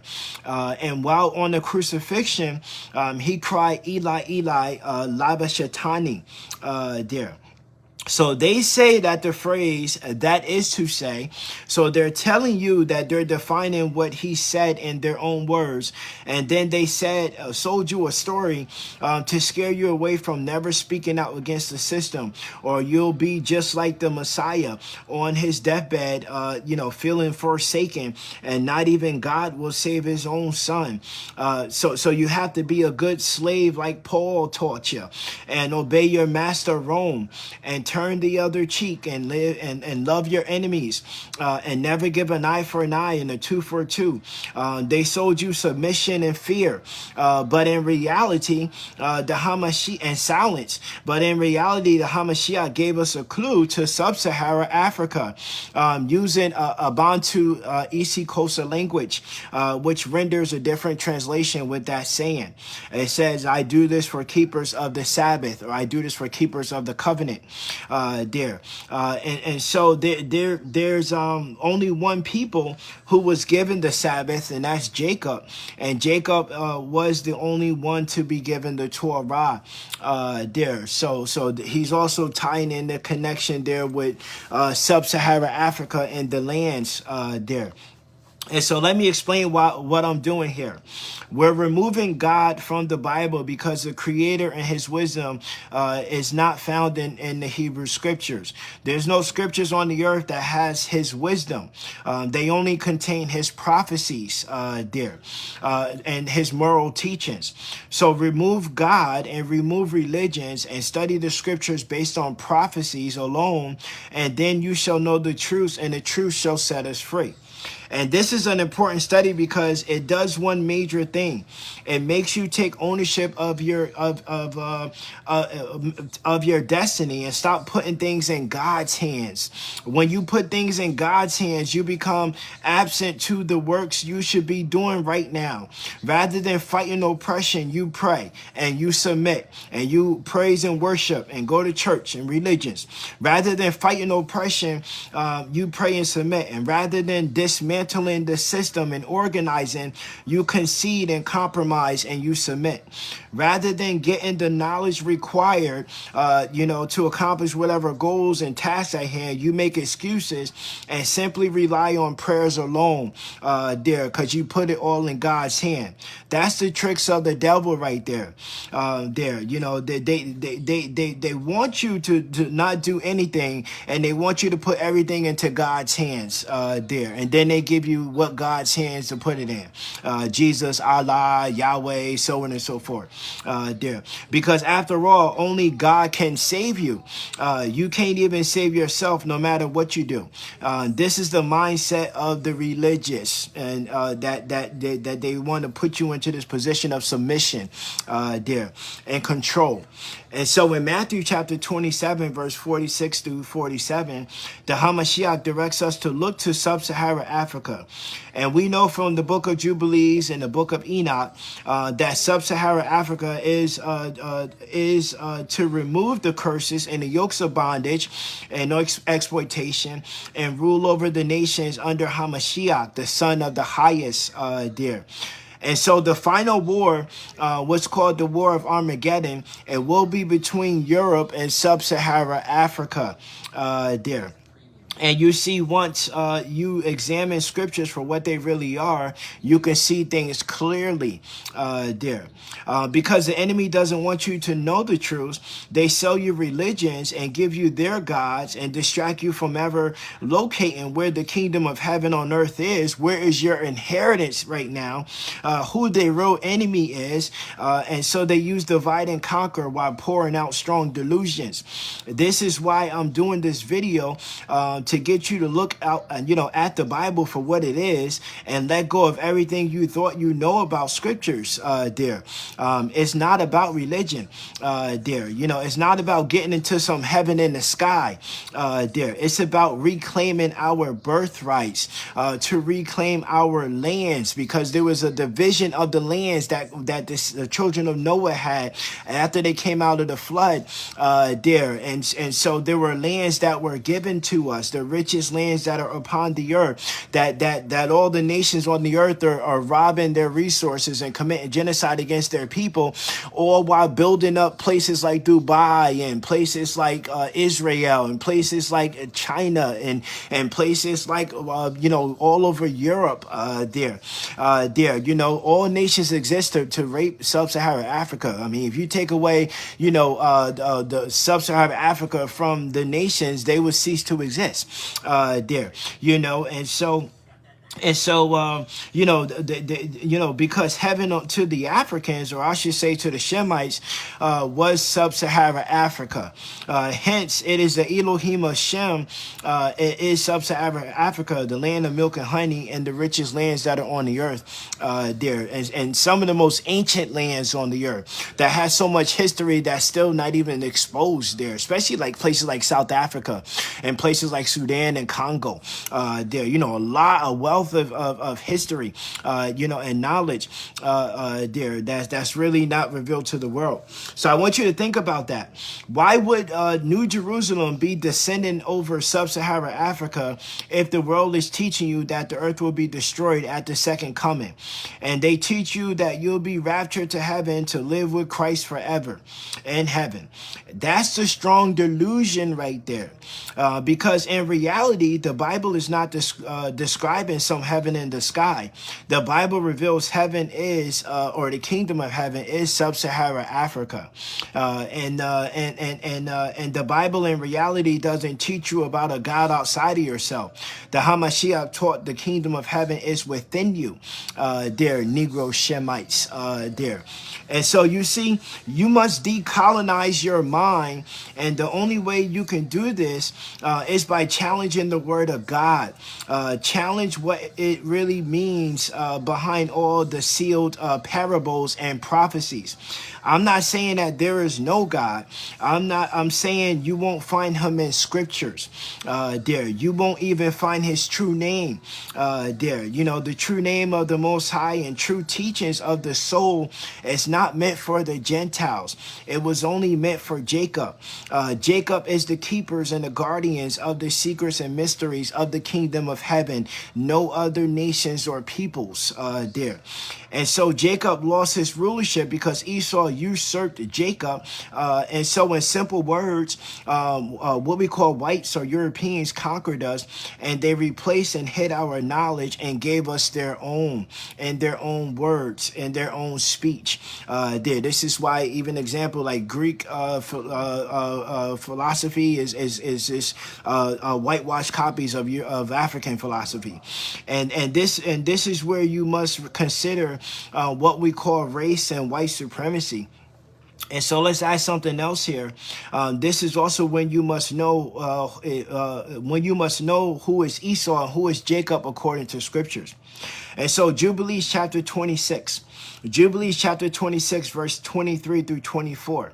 And it says of Jacob, may Yahuwah give you the dew of heaven and the dew of the earth and plenty of corn and oil, and let nations serve you and peoples bow down to you, and be ruler over your brethren, and let your mother's sons bow down to you. And may all the blessings whereof Yahuwah had blessed me and blessed Abraham my father be imparted to you and to your seed forever. Cursed be he that curses you, and blessed be he that blesses you. And this is talking about the bloodline scene of the 12 tribes of Israel, not the state of Israel. Everyone feels like they got to bless the state of Israel. You're blessing the wrong people and you're cursing the wrong people there. So the predestination of Jacob was to rule over the earth, and that's because Jacob's natural essence is righteousness there and not evil there. You know, hence the distinction between what people call 9 ether versus 6 ether there. And then you get the number the 6 and 9, which is also a symbol of I believe Pisces there as well there.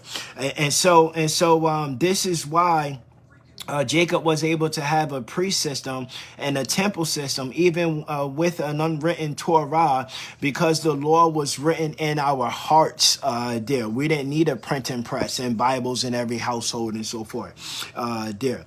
And so Jubilees chapter 26, and it wasn't only until, and this is where, like, you know, theories like the Yaqub theory start to make sense, where, you know, you get the creation where it says Yaqub created this pale race people without melanin there, and it was created with a form of steel there. Iron is a form of steel, and it said it was a time when since they've been created, you have likes that are repelling each other there, and you have the opposites that are attracting to each other, and so, you know, since we see these Edomites spread and conquer the earth, you know, we have our people divided, and our people are mixing and mingling and interbreeding and intermarrying with other races and other people, and not each other there, you know. And the same could be said about the spirit, the spiritual essence of us are so you know, mixed and mingled and not one with each other there. But so that was a predestination of Jacob on scriptures there, and because of his righteousness there, you know, able to hear the voice of the Most High. He doesn't have a calcified pineal gland, the seed of Jacob there, you know. He has more active DNA strands than any humans that are on the earth there, kind of like superhuman there. So this is why it's written of Jacob there. And there was a guy who did a study of all the humans on the earth there, and it was said that Africans are the only ones that do not have Neanderthal DNA. All the other races have traces of Neanderthal DNA, and also the Nephilim DNA there. You know, this RH negative and bloodline there. Also, in addition to that, it was said that in sub-Sahara Africa, the people in that land, those lands had more active strands of DNA than all the humans on all the other continents there. So this also just speaks about a people that's above all peoples that are upon the face of the earth there. And so this was what's written of Jacob. And so Jubilees chapter 26, verse 33 through 35 concerning Esau. And Esau lifted up his voice and wept. And Isaac answered and said to him, behold, far from the dew of the earth shall be your dwelling, and far from the dew of heaven from above. And by your sword you will live, and you will serve your brother. And when you think about by the sword you will live, think about the movie Avatar. The movie Avatar could be said to be about the Sudan there, Sudan and Congo there, where they said this was where the original Garden of Eden was located there, and how they came and destroyed our lands there. Black Panther is like, they said there's hidden lands in Kenya there. So, it said by the sword you will live for Esau, and you will serve your brother, and it will come to meaning Jacob. And it shall come to pass when you shall become great, and do shake his yoke from off your neck, you shall sin a complete sin unto death, and your seed shall be rooted out from under heaven. And Esau kept threatening Jacob because of the blessing whereof his father blessed him. And he said in his heart, may the days of mourning for my father be now come, so that I may slay my brother Jacob. This is the heart of Esau there. So the Esau's predestination is what we call white history or European history there, even study America. America has only been around for like 250 years or so, and they've been at war and conflicts every year since their existence. Same thing with the land of Israel there. They've been around since 1948, and they've been at wars now for like 77 years there. Wars and conflicts there all over Europe. Same thing there. Esau was said to have lived by the sword there, and by blood, by conquering. They are a people of war, a war people there, and they conquer by the sword. They are a people that lives by the sword and by violence and by bloodshed and by oppression and imposter syndrome there, and intoxication of power. The natural root of Esau is evil, and he is incapable of producing righteousness, and the chemistry of his body, he cannot produce righteousness naturally. And this is what stares us in the eyes with world religions and white supremacy and racism. But because you're too afraid of the truths and deceived by religions, you're looking for some devils elsewhere, when the devils are right in our faces, ruling over us and oppressing us there, and whitewashing history there. And so let's use this revelation in Jubilees chapter 26 about Esau and examine why the Bible's main teachings are moral teachings there, and not higher knowledge there. So righteousness is not natural to Esau. At the root of Esau is evil, because Esau was created to fulfill sin and abominations and blasphemy and oppression on the earth. And the end was planned from the beginning. Esau was to rule over the age of Pisces there. And Jacob was to replace Esau during Aquarius and rule over the earth and reclaim the earth forever. And if you take this analogy there, blacks in sub-Sahara Africa felt, their lands were heaven on the earth. Everything in abundance, where it's neither hot nor cold along and below the equator. Where the people had color or melanin, some of the darkest people on the planet in terms of color, rich in life and diverse in life, people who can take the sun and its radiation as fuel for their bodies, making them do magical things versus naturally, versus looking at like all the superheroes and superhumans there. Hence the movie Project Power, Supercell, Henrietta Locke, Simeon Toku, Simon Kambangu, etc. There. On the flip side, whites come from cold polar regions where it's cold and brutal and scarce there. Famines and survival of the fittest, creating cold hearts, conquering in wars and much bloodshed and violence just to survive off living in caves, hunting animals for food there. You could think about Esau as the Flintstones, the cavemen, and Jacob as the Jetsons, living in like the future, advanced civilizations there. And so while blacks saw the fruit and vegetables as meat because they had such rich and animal life and rich vegetation there, Esau lived being protected by the dog, mankind's best friend.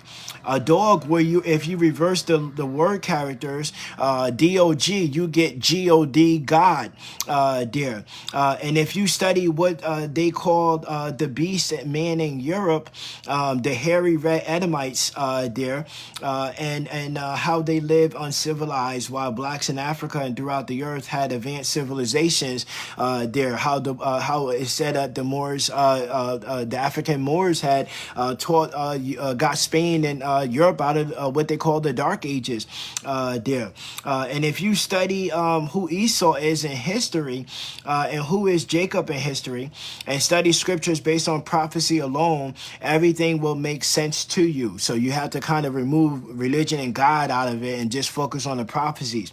Greek and European history is stolen African history whitewash. European Asian religions of Judaism, Christianity, Islam, Catholicism is whitewashed African spiritual systems that predate the Bibles there. And after you study the origins of what we call white folks, once you identify Esau, he is incapable of producing righteousness, and his pineal gland is calcified, so he cannot connect with the Creator and hear the voice of the Creator there. He should never be trusted there, because he will always turn on you after getting what he wants or needs. The proof is in history there, and it's in our times it's revealing itself here as well there. And that's why the secrets of the mysteries of heaven were never revealed to him. That's why the main focus of scriptures is moral teachings, because he doesn't have righteousness in his natural order. He must be taught righteousness. He must be taught how to choose good over evil. Even look at, like, I was looking on TikTok, there's some of them that don't even take showers and don't even wash and don't even brush their teeth and don't even clean the meat before they cook the food. And, some of them eat the meat raw. And, it's just so many things that we just take for granted, because we think that all people are humans and we're all the same, not realizing that there is so many distinct differences, between us there. They got the series, The Planet of the Apes. They tried to tell you that you was the ape man, and that, basically they came and conquered us, Planet of the Apes, but in reality, if you look at who really has the ape hair and the ape lips and the ape butt there versus who had the natural, where everything is in like a spiral and ether and stuff like that there. So he must be taught how to choose good over evil. He must have consequences in his actions for his disobedience. Religions were created for Esau there. If you really think about it there, imagine white folks without religion, without any moral teachings, and ruling over us for 2,000 years there. You think it was bad, or we have it bad now, it would have been thousands of times worse there. Imagine if they possess supreme knowledge, it would be difficult to conquer them and reclaim our thrones. And all their magic is evil because they themselves cannot conquer and control their own demons there. And so, in other words, when you're dealing with magic and you're dealing with witchcraft and sorcery, you're making a covenant with demons there. Even Solomon, with all his wisdom, he fell victim to all his demons there. And this is why the Hamashiach said a greater than Solomon is here. So what I want you to think about is their origins to planet Earth. It's clear that they are not ancient and they are not organic. They're sort of a new experience or an experiment. And this is what Enoch reveals in the birth of the Noah story. Noah appeared as a black albino looking white like the fallen angels. And so I must be clear, I'm not a racist and I'm not teaching racism there. I'm trying to expose what the Bible is really about. Why I can say I know literally thousands of people, but I could probably count on my hand on 2 fingers or 3 fingers how many of them have actually been kind to me in my life there. And so the Bible and why they seem like they're naturally evil while we feel and seem as if we're naturally righteous there, and so this is what the Bible is really about. 2 main topics: moral teachings of right and wrong, and prophecy. Two nations, Jacob and Esau. The moral teachings are really for Esau and the Gentiles, and the prophecy is really for Jacob. And during the times of the Gentiles, the higher truths had to be removed from the earth and replaced by strong delusions of religions, faith and worship and morals, and suppression of higher truth in the scriptures there. And so while Jacob was to look to prophecies that speak of him reclaiming the throne and the rulership over the earth. And I want you to notice this. Moses' law gave blessings and curses under the priesthood of Aaron. Notice how the Hamashiach comes to replace the priesthood, because it led the Israelites into polytheism, worshiping other gods dividing the nations there.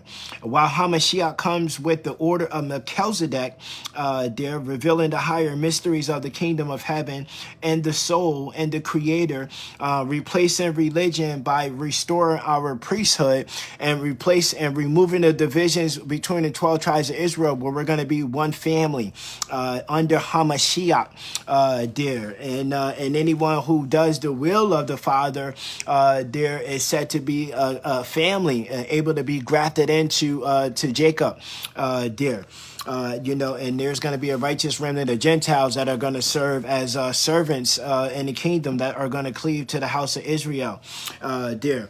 And so so basically the Hamashiach is coming to restore the priesthood. When the priesthood gets restored, you cannot have our priesthood and religion stand so together at the same time. So this is why religions are coming to a close at this point, because they were only meant for the Gentiles, to give them some type of form of moral teachings of right and wrong, good and evil they wasn't the higher mysteries were not able to be revealed to them. So when the Hamashiach comes with the second coming, he comes to replace the institutions of religion and to institute the order of Melchizedek priesthood on the earth there. And so Isaiah chapter 61 verse 6, but ye shall be named priests of the Yahuwah. Men shall call you ministers of our Elohim. You shall eat the riches of the Gentiles, and in their glory shall you boast yourself there.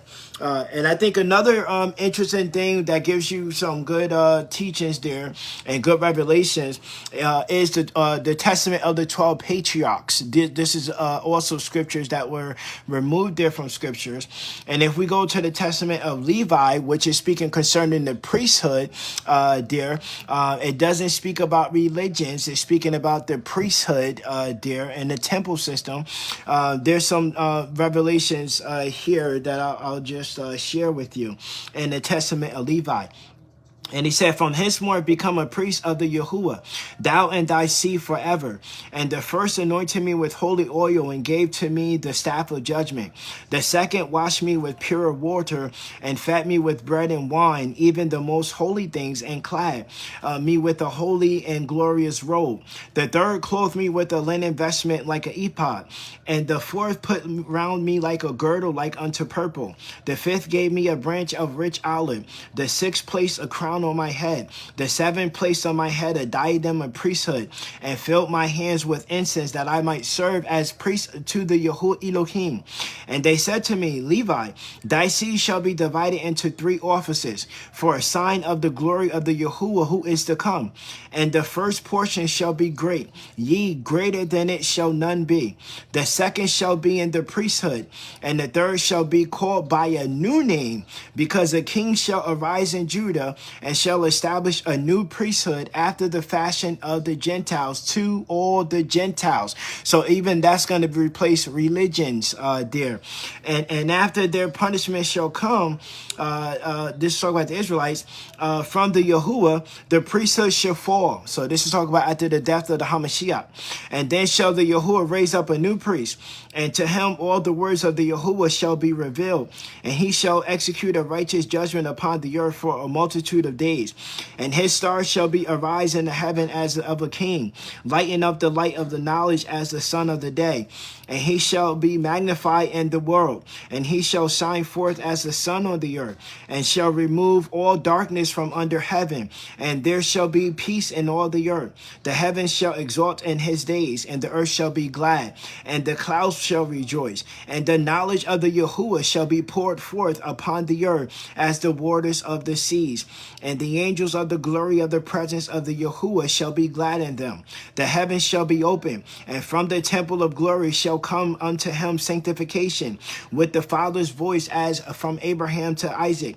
And the glory of the Most High shall be uttered over him, and the spirit of understanding and sanctification shall rest upon him in the water.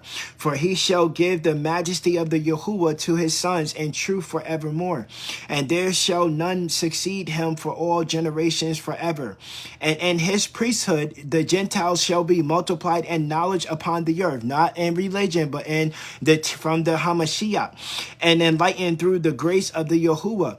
And his priesthood shall sin come to an end, and the lawless shall cease to do evil, and the just shall rest in him. And he shall open the gates of paradise, and shall remove the threatening sword against Adam. And he shall give to the saints to eat from the tree of life, and the spirit of holiness shall be on them. And Beliar shall be bound by him, and he shall give power to his children to tread upon the evil spirits. And the Yahuwah shall rejoice in his children, and be pleased in his beloved ones forever. Then shall Abraham and Isaac and Jacob exalt, and I will be glad, and all the saints shall clothe themselves with joy.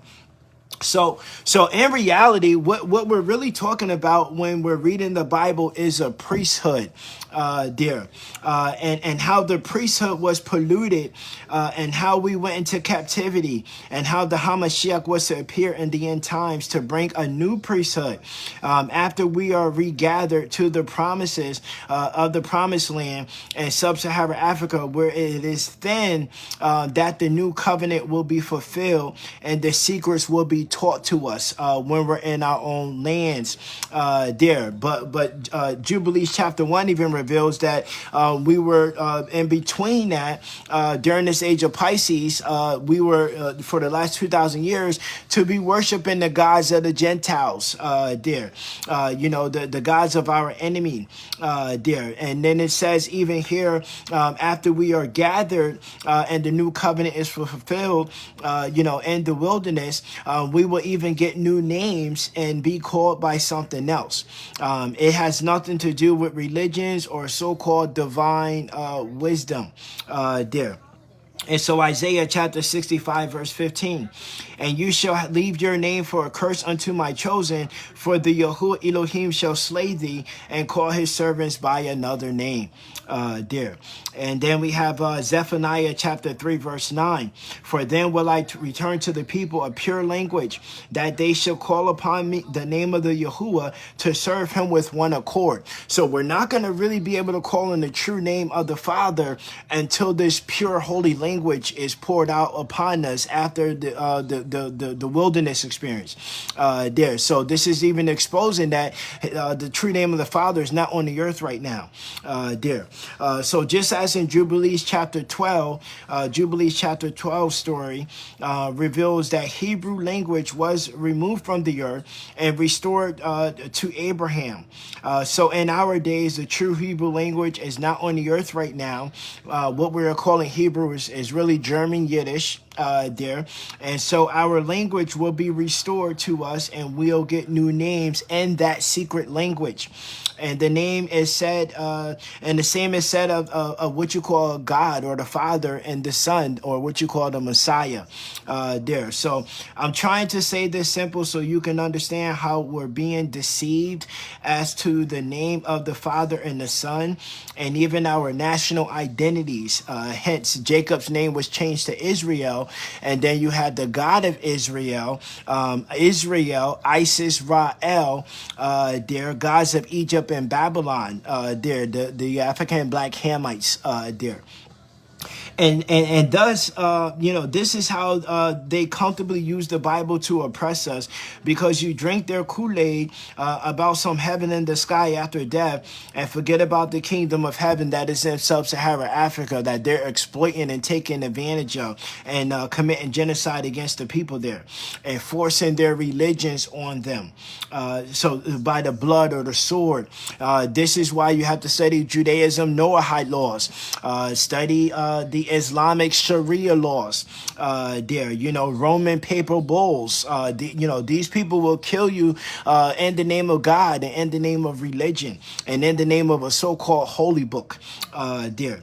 And so this is why they sell us religions and they sell us their gods, and then their God AI, artificial intelligence, starts blessing you and you think it's the creator or the most high there. AI is their all-seeing eye that sees and hears and monitors your thoughts and actions in real time and can even change them in real time, just like a matrix there. And then we wonder why so many vaccines and invasive technologies there. It said that even Wi-Fi can, read and animate our dreams there. And so you say a prayer and you're praying to their God AI, and then you think it's the creator blessing you and guiding you there. This is why they give you that gospel of prosperity there. The gospel of prosperity that contradicts, this life of tribulation that the Most High cast upon Jacob with the baptism of fire. And so I authored many books, and I had a series called Silence Speaks and a series called Day of Yah on Amazon. My Silence Speaks series attempted to get you to see outside of the box called the Bible, while my Day of Yah series attempted to navigate you through the Bible there. And in my Silence Speaks series, one of the topics I speak about is, and I had to speak in parables, the same method the Hamashiach used in the scriptures there, and so I speak of how life can be seen as a fraternity and hazing and secret and hidden initiations there. And if you study 2nd Ezra chapter 7 through 9 and study the book of Job and the underlying themes of Joseph and Abraham, Moses, Joshua, King David, the Hamashiach, etc., and then study Isaiah chapter 52 to 53, suffering servant. And so in plain and simple words, the Most High is hazing us in order to initiate us into his priesthood and into his promises there. In order to receive the promises of salvation, the blessings had to experience the curses. So you had to experience the blessings first and then the curses of Deuteronomy chapter 28. And it's only after experiencing the Deuteronomy chapter 28 curses, or what's called the baptism of fire or the bondage of the covenant. This is all speaking about secret initiations into the priesthood of the order of Melchizedek there. The divine priesthood that the Hamashiach is coming with. That's in simple words to sum up the Bible and the purpose of our captivities. And this is also why the prophets such as Ezra and Baruch call for us to return to the covenant and return to the bondage of the covenant. And so in 2nd Baruch chapter 41 verse 3, it says, "For behold, I see many of your people who separated themselves from your statutes and who have cast away from them the yoke of your Torah," because the Torah is going to bring a yoke of bondage upon you, a yoke of suffering, a yoke of tribulations there. And then in 2nd Baruch chapter 44 verse 13, it says, "For these are the ones who will inherit this time which it is spoken, and to these it is the heritage of the promised time. These are they who prepare for themselves treasuries of wisdom, and stores of insight are found with them. And they have not withdrawn from mercy, and they have preserved the truth of the Torah. For the common world will be given to these, but the habitation of the many others will be in the fires there." And so this is what the Hamashiach came to give us, the baptism of fire there. And so in Matthew chapter 5 verses 1 through 13, And seeing the multitude, he went up into a mountain, and when he was set, his disciples came unto him. And he opened his mouth and taught them, saying, Blessed are the poor in spirit, for theirs is the kingdom of heaven. Blessed are they that mourn, for they shall be comforted. Blessed are the meek, for they shall inherit the earth. Blessed are they which do hunger and thirst for righteousness' sake, for they shall be filled. Blessed are the merciful, for they shall obtain mercy. Blessed are the pure in heart, for they shall see Elohim. Blessed are the peacemakers, for they shall be called the children of Elohim. Blessed are they which are persecuted for righteousness' sake, for theirs is the kingdom of heaven. Blessed are ye when men shall revile you and persecute you, and shall say after all manner of evil against you falsely for my sake. Rejoice and be exceedingly glad, for great is your reward in heaven, for so persecuted they the prophets which were before you. So I'll say this simply. When you follow the Most High and his Torah, you are oppressed, enemy of this world, enduring tribulations. You become like the biblical Job, losing everything. If you say something, you lose everything. And so many seek shelter under ignorance or complacency or submission or just doing nothing there. Whereas the Father wants you to suffer for righteousness' sake, by removing yourself from the system of mystery Babylon, but you're too afraid to suffer and carry your cross and follow Hamashiach. There, you know, you got to carry the cross and get through Jesus to get just hit the secret name of the Hamashiach. There, that's what Revelations is about.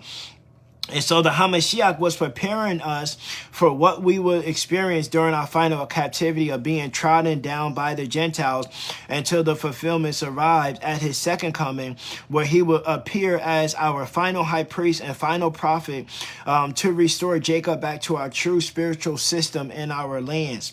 And this is why Hamashiach is the stone the builders rejected, which becomes the chief cornerstone there, because he was chosen before the world for this purpose. And if you study his words, there are approximately 179,000 words in the New Testament books, and only approximately 32,000 of them are in red, as the Hamashiach true words, his true teachings. There, while Paul is credited for writing over 100,000 words in the New Testament. There, think about that. Talk about the flood the dragon sent in scriptures, and this dragon is always before the woman and child, just as Revelations chapter 12 reveals. There, and so they marginalize the Hamashiach and the Father, and have you focusing on Paul because Paul sympathized with the Rome and sold you Jesus Christ and Christianity. And many of our people have been subdued by Jesus Christ, a European name and a European God, and reject the true Messiah, or the Hamashiach, which is in the image and the likeness of the Father of Hebrews, which we will call Negroes, today.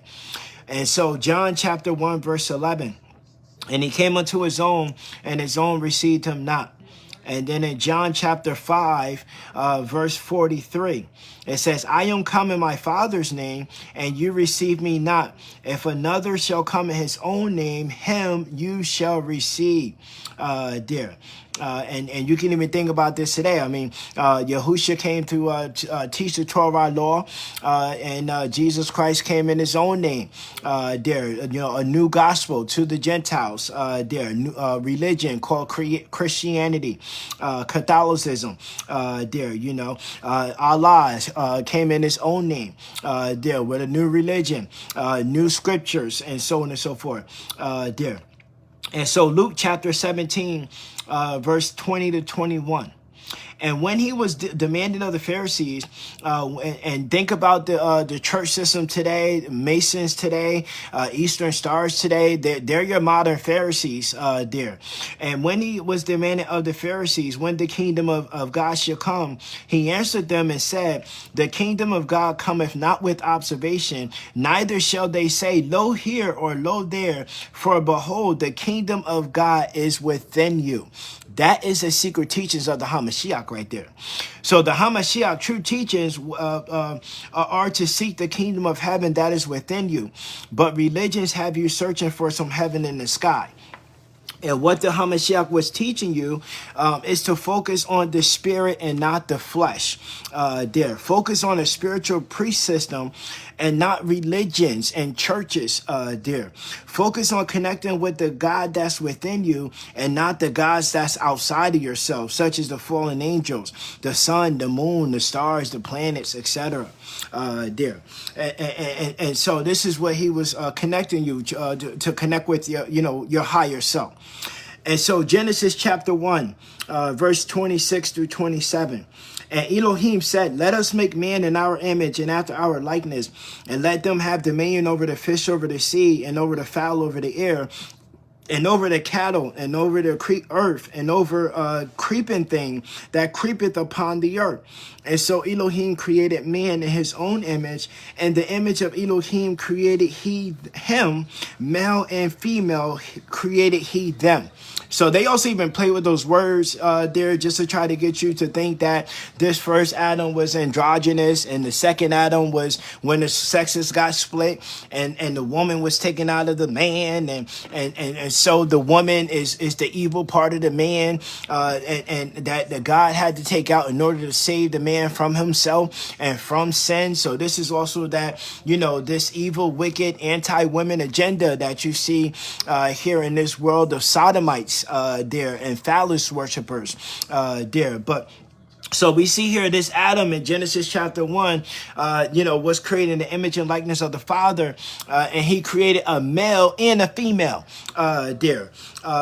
so Genesis chapter 2, verse 7, and the Yahuwah Elohim formed man out of the dust of the ground and breathed into his nostrils the breath of life, and man became a living soul. So we're made in the image and likeness of our Creator. And our Creator is what you call a God. And so if we're made in his image and likeness, that means to know that it's written in your laws, to know that you are God's, lowercase g. In Genesis chapter 2, verse 7, it says he breathed into us the breath of life, and we became a living soul. And so there is life and death in the tongue, as words create magic and energy manipulation and harvesting. Words create sentences, which creates magic. Their curses and stuff and spells, and that's why they call it spelling. Just like television is called tell you a vision. To govern your mind, government, and what we're doing. What we have to ask ourselves is, what are we doing with the breath of our Creator? The Hamashiach also said that I be single, it lights in the entire house, and so before it reaches the tongue, it's in the spirit and it's in the mind. And what's in the heart reaches the tongue. And out of the abundance of the heart, the mind creates. And so Matthew chapter 15, verse 17 through 20. Do you not understand that whatsoever enter at the mouth goeth into the belly, and it is cast out to draught?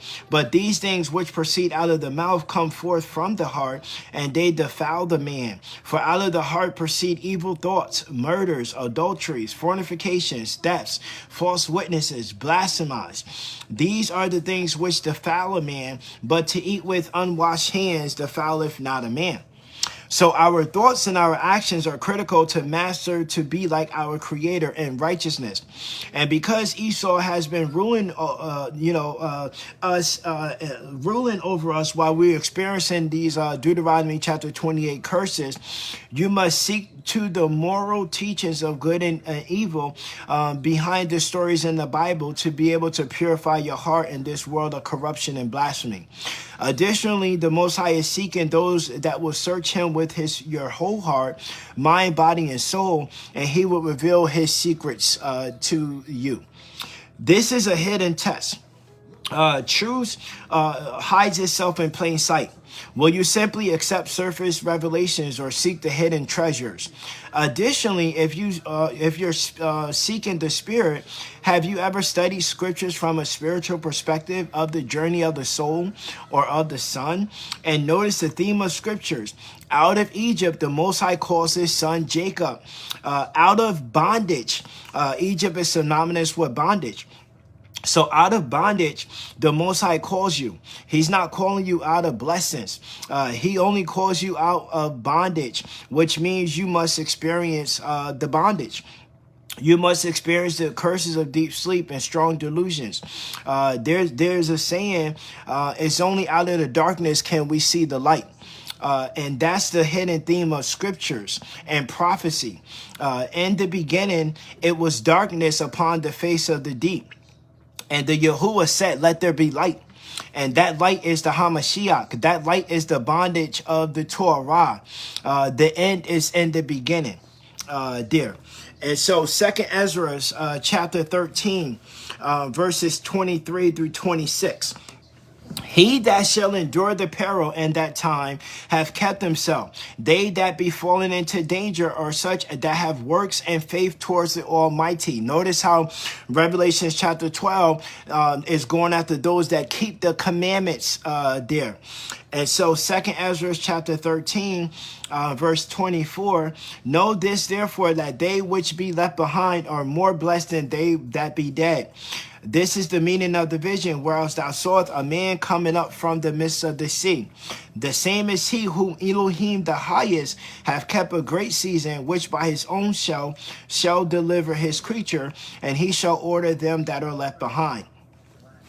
And so when you're reading 2nd Ezra chapter 2, it speaks of 144,000 first fruits who fulfilled the law. He's speaking about the 144,000 that the Most High has been dealing with as suffering servants, despised and rejected, oppressed and afflicted. There, many of us are homeless. There, these are those that are redeemed from the earth because they endured a life of harsh curses and tribulations, and all while walking in obedience to the Most High and to His laws and His commandments. We serve as examples of the priesthood of the Most High, the baptism of fire, and we are first to rise to blessings of the covenant to even replace the fallen angels there, the 1/3 angels that Satan had cast in his rebellion. And then comes the separation of the wheat and tares. The wheat are the other Israelites that fulfilled the curses and the bondage of the covenant, the harsh life of tribulations while maintaining obedience to the Most High. And once the wheat are off the scene, the Israelites who refuse to suffer for righteousness' sake, the Israelites who refuse to walk in obedience to the laws and the commandments, are sent to the bondage of the covenant, which are the Deuteronomy chapter 28 curses. As simple as that. There, and you have benefited and participated in our captivities and our bondage and our oppression there, so you can't expect to be the beneficiaries of our bondage and captivities and not experience the captivities yourself there. And so the Most High is coming for vengeance. And you must be like Jacob and pay for the sins of your fathers. And you must be baptized in the fire there, of the Torah. And it's only out of your bondage, out of Egypt, will the Most High call you as a servant to Jacob there, to serve as a servant in the kingdom. So what I'm doing here today is I'm presenting you another way of seeing scriptures there. To see outside of the box, to break the deceptions, and also to understand how the Most High gets down. This is something that no one teaches. It's also why many reject the Bible, because they don't understand its purpose and function, and why many reject the Most High, because you don't understand His ways. The truths cannot be included in scriptures because it is not meant for the Gentiles, and we are in the age of the Gentiles. This is why we have watered down Bibles. That's why the Bible isn't going to teach you true knowledge of anything, including what you call God or even your human soul. The Bible is going to teach you morals of right and wrong, and is going to expose the identity of nations and peoples, and is going to teach you prophecy. That is it. And the only way you'll ever get true knowledge is by following the Hamashiach and his example, because he's the only one that can bring true knowledge to the earth, and restore Jacob to his rulership and his lands, and to restore secret wisdom to Jacob after we all are back in our lands. And this is the Bible 101 that's not being taught. And in simple words, the Hamashiach comes to free Africa from the world. And that's why Africa remains cursed and oppressed and divided and parted, because the lands and the people had to endure what's written in scriptures, and all things written had to come to pass there. And now we are approaching the end times, when the Most High is gathering his people and bringing them to the wilderness, where he's going to begin to liberate our lands, starting with the tents of Jacob, or Judah, I should say, and all of our lands are in sub-Sahara Africa. There, this is the AKA the promised land, the biblical land of Shem. There, so this is what religions is hiding. This is what the world is hiding, and this is why they want you focusing on some heaven in the sky, while they just conquer and exploit, our lands and our resources there. And also, once we got to the end of our 400-year captivity, right around 2019 or 20 or so, all over sub-Sahara Africa, you have mountains of gold and mountains of uranium and and vibranium and, all types of precious metals that started, being able to unearth in themselves there. And so I hope you're starting to get it. And you start to see why Europeans and Asians are so-called Middle East are focused on exploiting sub-Sahara Africa, and why they hide this from the media and from the Bibles and from the world. It also shows how powerful we really are, and how watered down we become by yielding our energy to the beast. This is another reason why the Most High is against his children that continue to worship the beast and their gods, because you are giving them your powers there, powers that they do not have there. Their magic cannot work without them, including you melanated people. That's why they came up with sports, which is ritualistic occult magic there. Even when you watch a movie there, if you watch a movie that doesn't have a black person in it, it doesn't quite hit you the same as when you have some people of color in it. Same thing with music, same thing with dance, same thing with anything, for that argument's sake there, because we have something that's in us that actually creates and attracts there. And so if you take away God, and if you take away Bibles and you take away religions, we can really ask ourselves what whites have been able to conquer us without God and without the Bible there. Can they conquer us when we have an independent, strong mind and a free thinking mind? They had to do so much to conquer us and still are yet to fully conquer us.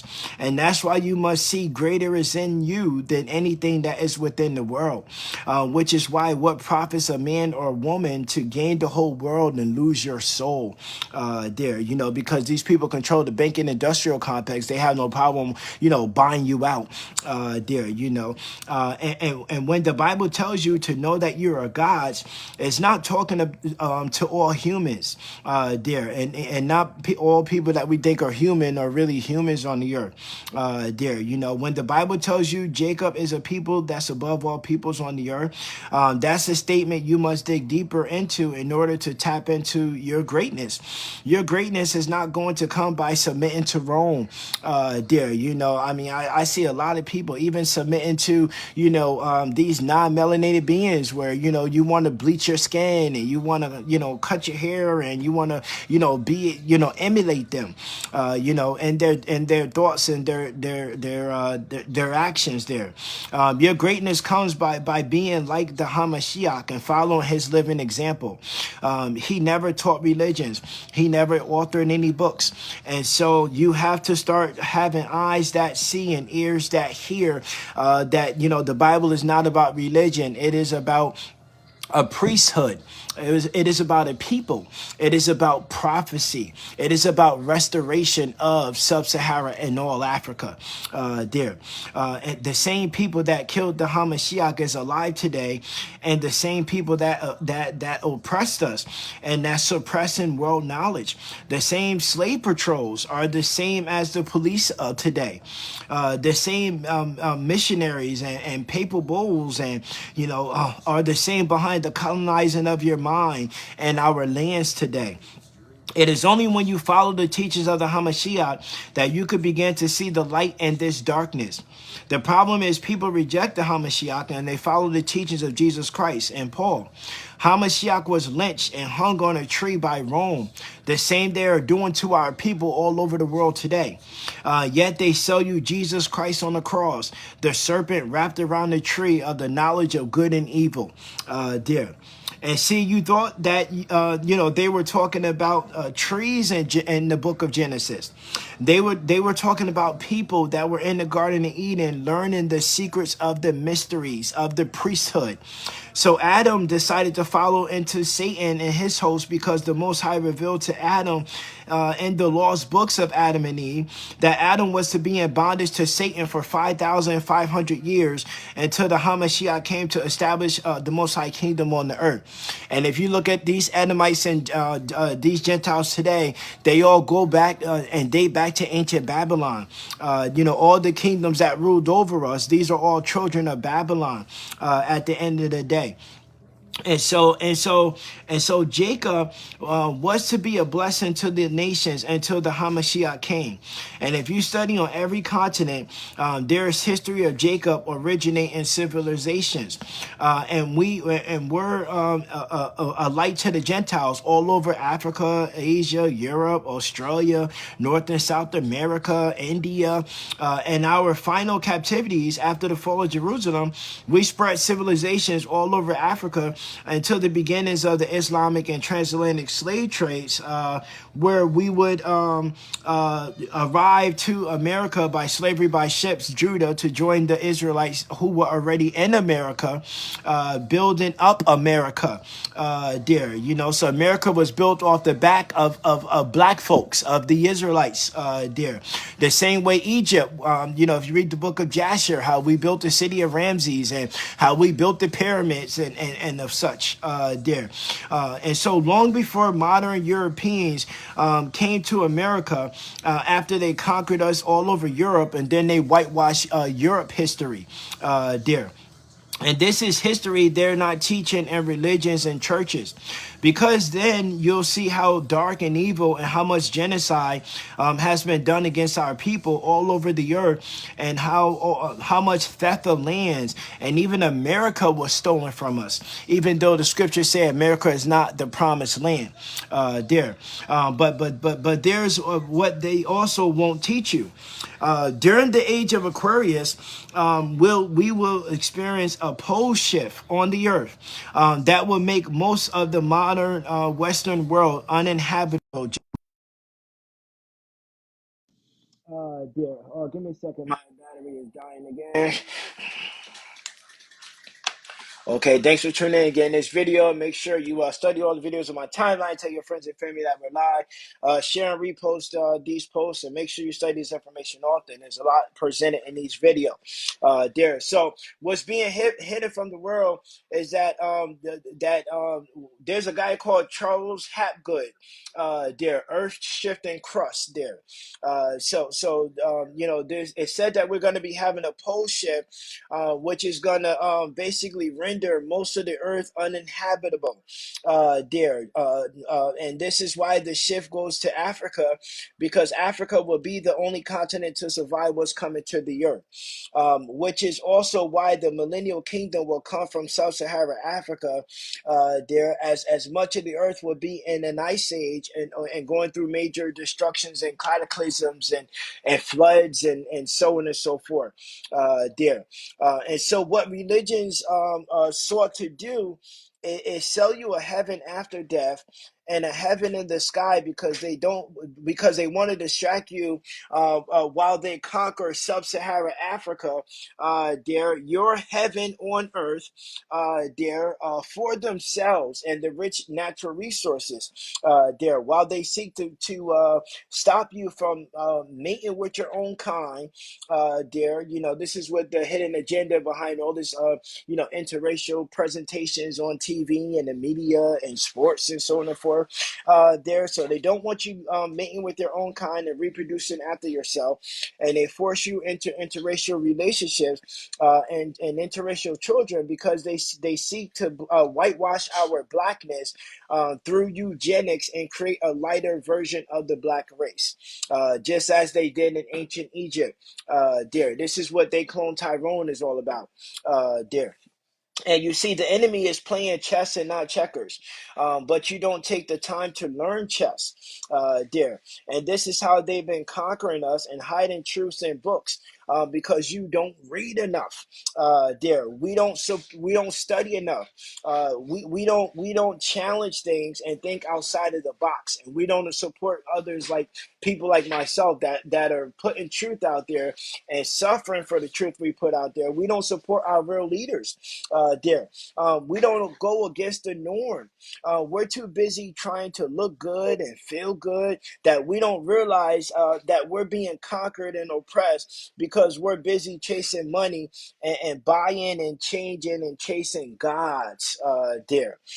So what the book of Revelations is revealing is when the Hamashiach appears in the last days, that only 144,000 of us have awakened to the light of truth, and the majority of us remain conquered, remain colonized in the mind, and that colonization started by the white man and the Asian man and the Indian man giving us gods, and no one ever asks questions. Like in India, you have Hinduism, you have Brahma. And when you rearrange the letters in Brahma, you get Abraham So there's a lot of influence of Hinduism and Zoroastrianism, and Egyptology and Babylonianism, and the Canaanites, and the Greeks. There's a lot of that influence in scriptures, and that have influenced the Israelites throughout the years. And why Jesus sounds so much like Egypt Horus Krishna, Christ in Sanskrit is Krishna. Krishna is tied in with Brahma from Hinduism, and Shiva, and why Jesus sounds so much like Egypt Horus and Babylon Tammuz. And even Jeremiah tells you the Israelites worship the Queen of Heaven and Tammuz, and then they got so slick by adding the word God and Lord into scriptures there. Lord is secretly Baal, and baseball. That's why you got Baal in all your sports, and even Baal in politics, and Baal and Moloch, the Republicans and Democrats, the Bloods and the Crips, the Reds and the Blue, the electric and the magnetic energies, the masculine and the feminine coming together. And this is the yin and the yang, the yani. And this is why the world has been subdued by Baal worship. Baal, the magician and the sorcerers. This is what religion is doing to us with the Lord and Savior Jesus Christ and the word God and the word Lord.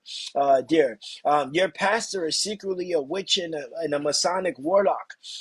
They're not teaching you the truths, which is why the Most High is against the pastors who submitted to this system of pedophile and sodomites. And he's against the entire system that's oppressing us today, starting with the banking and industrial complex that's ruled over religions and governments, and the trinity of Satan cannot be fixed. It must be dismantled completely.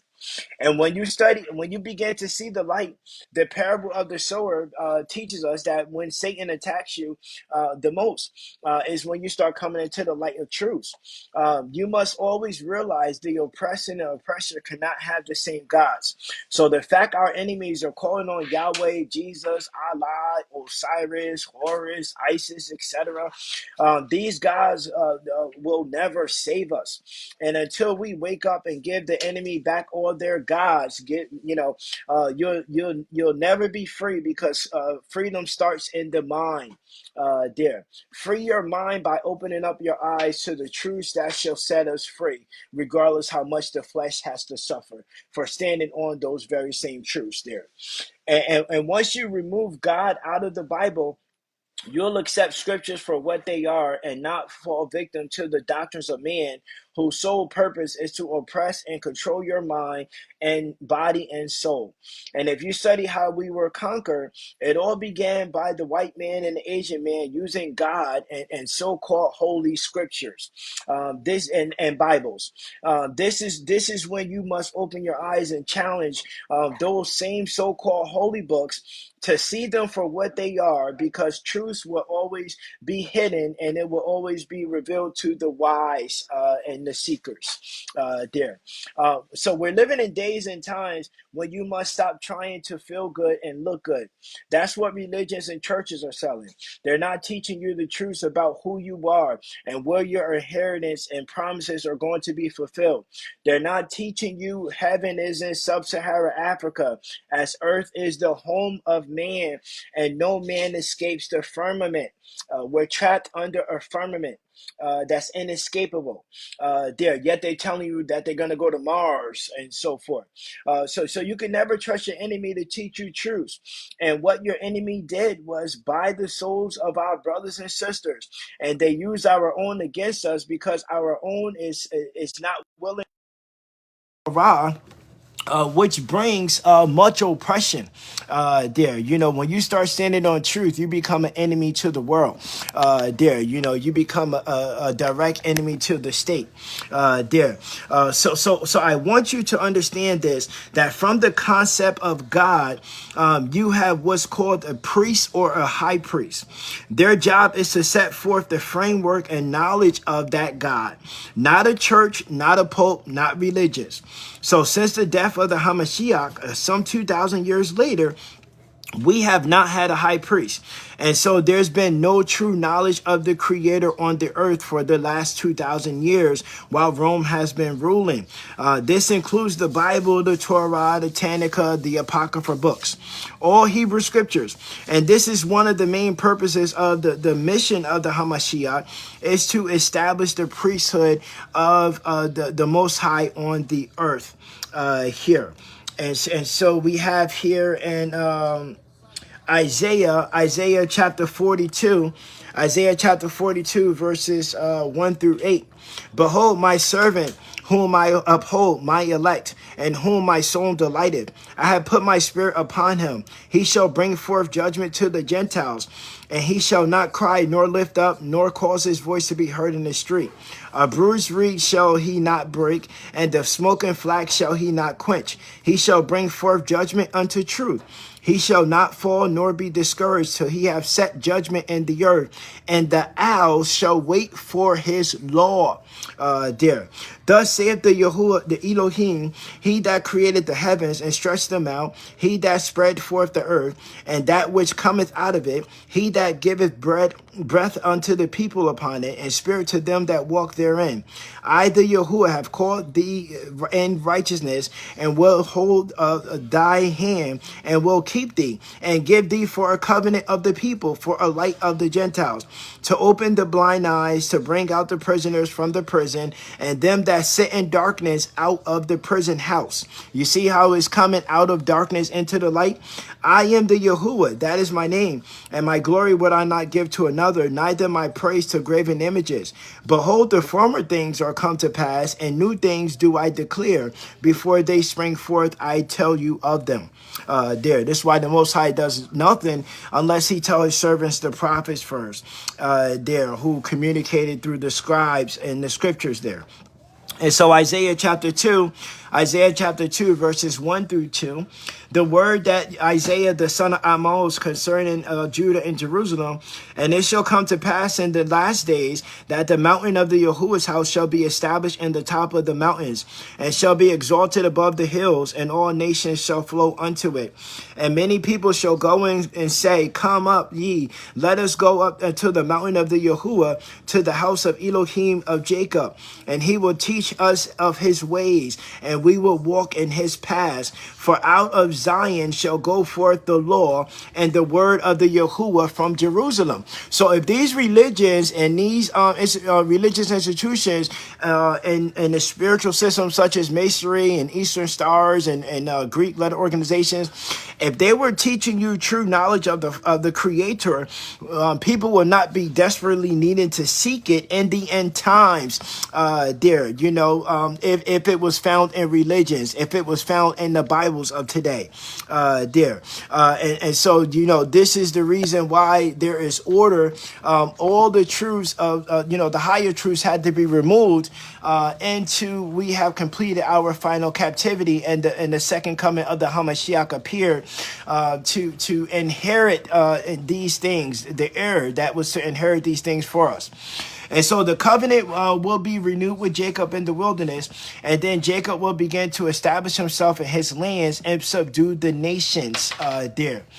This is why you have European powers that are and Western powers that are positioning themselves all over sub-Sahara Africa right now. With their militaries, with their military bases. This is another reason why you have they're trying to paint a picture that makes Nigeria and Congo and Sudan feel like they need to be saved, and then America needs to bring in their militaries and get in position and so on and so forth because they know that we're going to be going back to our lands. And just like in Egypt, where Pharaoh followed us into the wilderness, you're going to see a similar fashion here in these end times there. And so the world wants you to think Gentiles or Jesus Christ inherited the new covenant mentioned in Jeremiah chapter 31. But if you study it closely, it remains unfulfilled, even with all the churches, religions, denominations, the religious sects, etc. And then they tell you God is not the author of confusion. And so the judgment of the nations can be summed up in 2 Baruch chapter 72. And now here there's word about the bright waters which are at the end of these black ones. This is the word here. After the signs have come of which I have spoken to you before, when the nations are moved and the time of my anointed one comes, he will call all nations, and some of them he will spare, and others he will kill. These things will befall the nations which will be spared by him. Every nation which has not known Israel will be trodden down, which has not trodden down the seed of Jacob will live. And this is because some from all the nations will be subjected to your people. And all those now who have ruled over you or who have known you will be delivered up to the sword. And so when you study closely, you'll notice the Most High judgment is not what you've been taught by religions.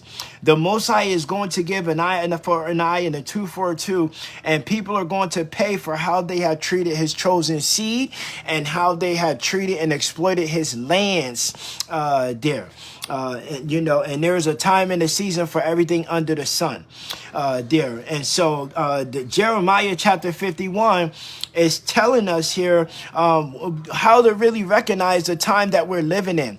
Where we fulfill what was written concerning us, concerning serving the gods of the Gentiles, and we are to return to the Most High. So Jeremiah chapter 51, verse 6 through 10.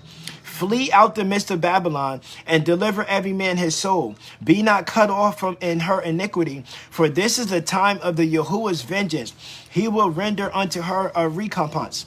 Babylon had been a golden cup in the Yahuwah's hand that made all the earth drunken. The nations have drunken of her wine, therefore the nations are mad. Babylon is suddenly fallen and destroyed. Howl for her, take balm for her pain, for she may be healed to the heavens, and is lifted even up into the skies. The Yahuwah had brought forth our righteousness. Come and let us declare in Zion the works of the Yahuwah, our Elohim.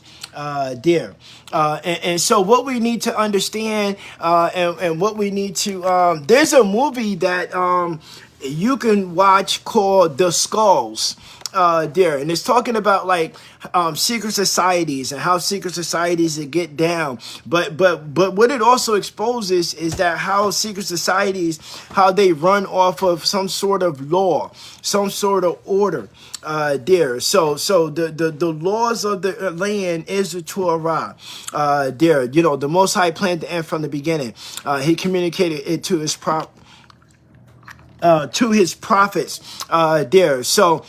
With that said, all our blessings, all that came upon us, all the captivities that came upon us, that was all written to occur in scriptures, and we were to be in bondage as a sign and a wonder, suffering these Deuteronomy 28 curses here at the appearance of the Hamashiach, who was to come in the end times, and during this age of Aquarius, but he came at the age of Pisces, where he was sacrificed, or he was assassinated by Rome, you should say.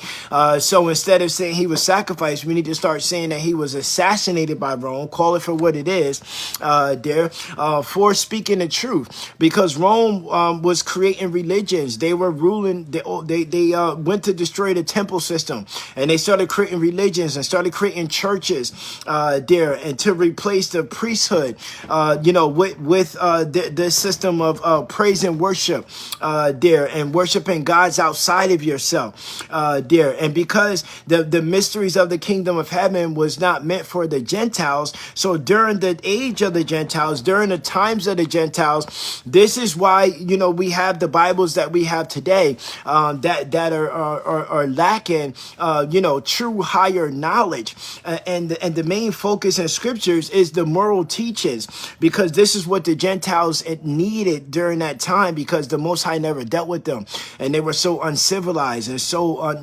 lack of morals and morality, knowing the distinction between good and evil, so this is why the institutions of religions were dominant during this age of Pisces, during the age of the Gentiles, but now that the age of the Gentiles have been fulfilled, we are in the age of Aquarius, the age of enlightenment, the age of knowing, the age of knowledge, the Hamashiach, the woman gave birth to the son who is to rule over the nations, who is to regather Jacob, who is to reveal to Jacob, the mysteries of the kingdom of heaven, the constitution of the human body and soul, and enlightenment that was not meant for the entire world.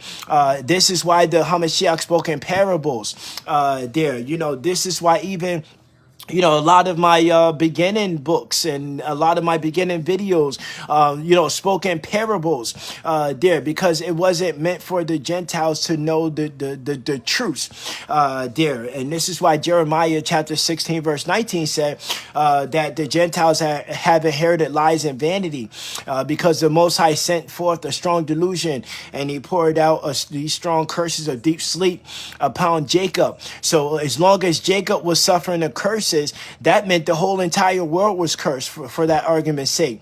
While Jacob was in bondage, that meant the truth had to be removed from the earth, because the only time that truth is revealed is when Jacob is on the throne, in our rightful place, because we are the guardians and the keepers of this realm that we call earth, and also heaven too. And this is why once the Hamashiach goes to the mothership, once once it reveals itself, then you have the war in heaven there. So the war in heaven is not happening until the Hamashiach and the 144,000 get on that mothership. And then you have the war in heaven where all the kingdoms and the powers and the dominions are going to be shaken there. And you'll have the sixth seal, which is, that great earthquake there that is coming here, and so and then you had the judgments upon daughter of Babylon, and why you have the rise of Islam in America there. We have right here in the seat of the American empire, the Most High raised for one of the greatest fears to Esau, which is to have a Muslim in office there, and so you have the judgments there. So the end was planned from the beginning. The Bible is not about religion. It's not about, so-called, making it to some heaven in the sky. The Bible is about a book of ages, a book of prophecies, there concerning a specific people, a bloodline people that is upon the earth here, and so this is something that we have to be able to realize, and we have to be able to separate there, and understand what the let me see if we get this on. Have to be able to understand, what the Bible really is and what the Bible is really about there, and and then we'll be able to understand how these end time prophecies with the people and the places and the things, how it all comes together there. So we're in a time when we're waiting our gathering. We're waiting for the reinstitution or reestablishment of our priesthood, which is going to start and initiate itself with the harvest of the first fruits there, which is upon us.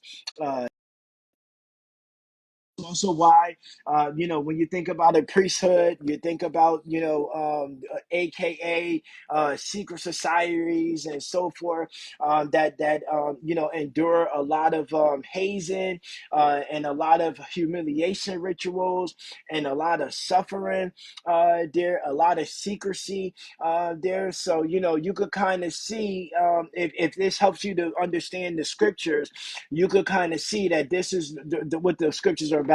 The Most High is telling you that you are going to have to endure the fire, that you are going to have to suffer and to be oppressed and be persecuted and to have to go through and experience these curses in order for Him to gather you.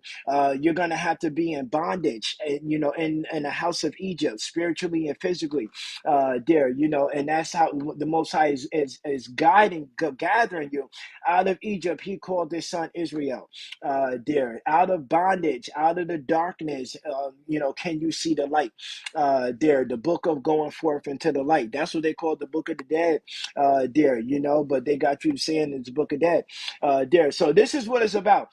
These Europeans, they took and plagiarized and tampered with and whitewashed and repackaged our ancient texts and our ancient scriptures, and they packaged it up together to present the Bible that we have today there.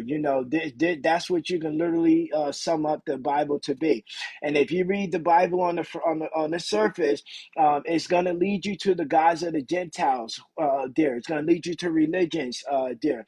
And this is why you have to extract out the multi-dimensional knowledge in scriptures. This is why I do these videos, because there's so many layers to this. There's so many angles to have to be able to examine and see these things through there. The deceptions are strong, the delusions are strong, and they're gonna get stronger there, as these days approach itself here with the alien agenda, with trying to distinguish between what's AI and what's not AI there, in terms of the videos and the news and so on and so forth there.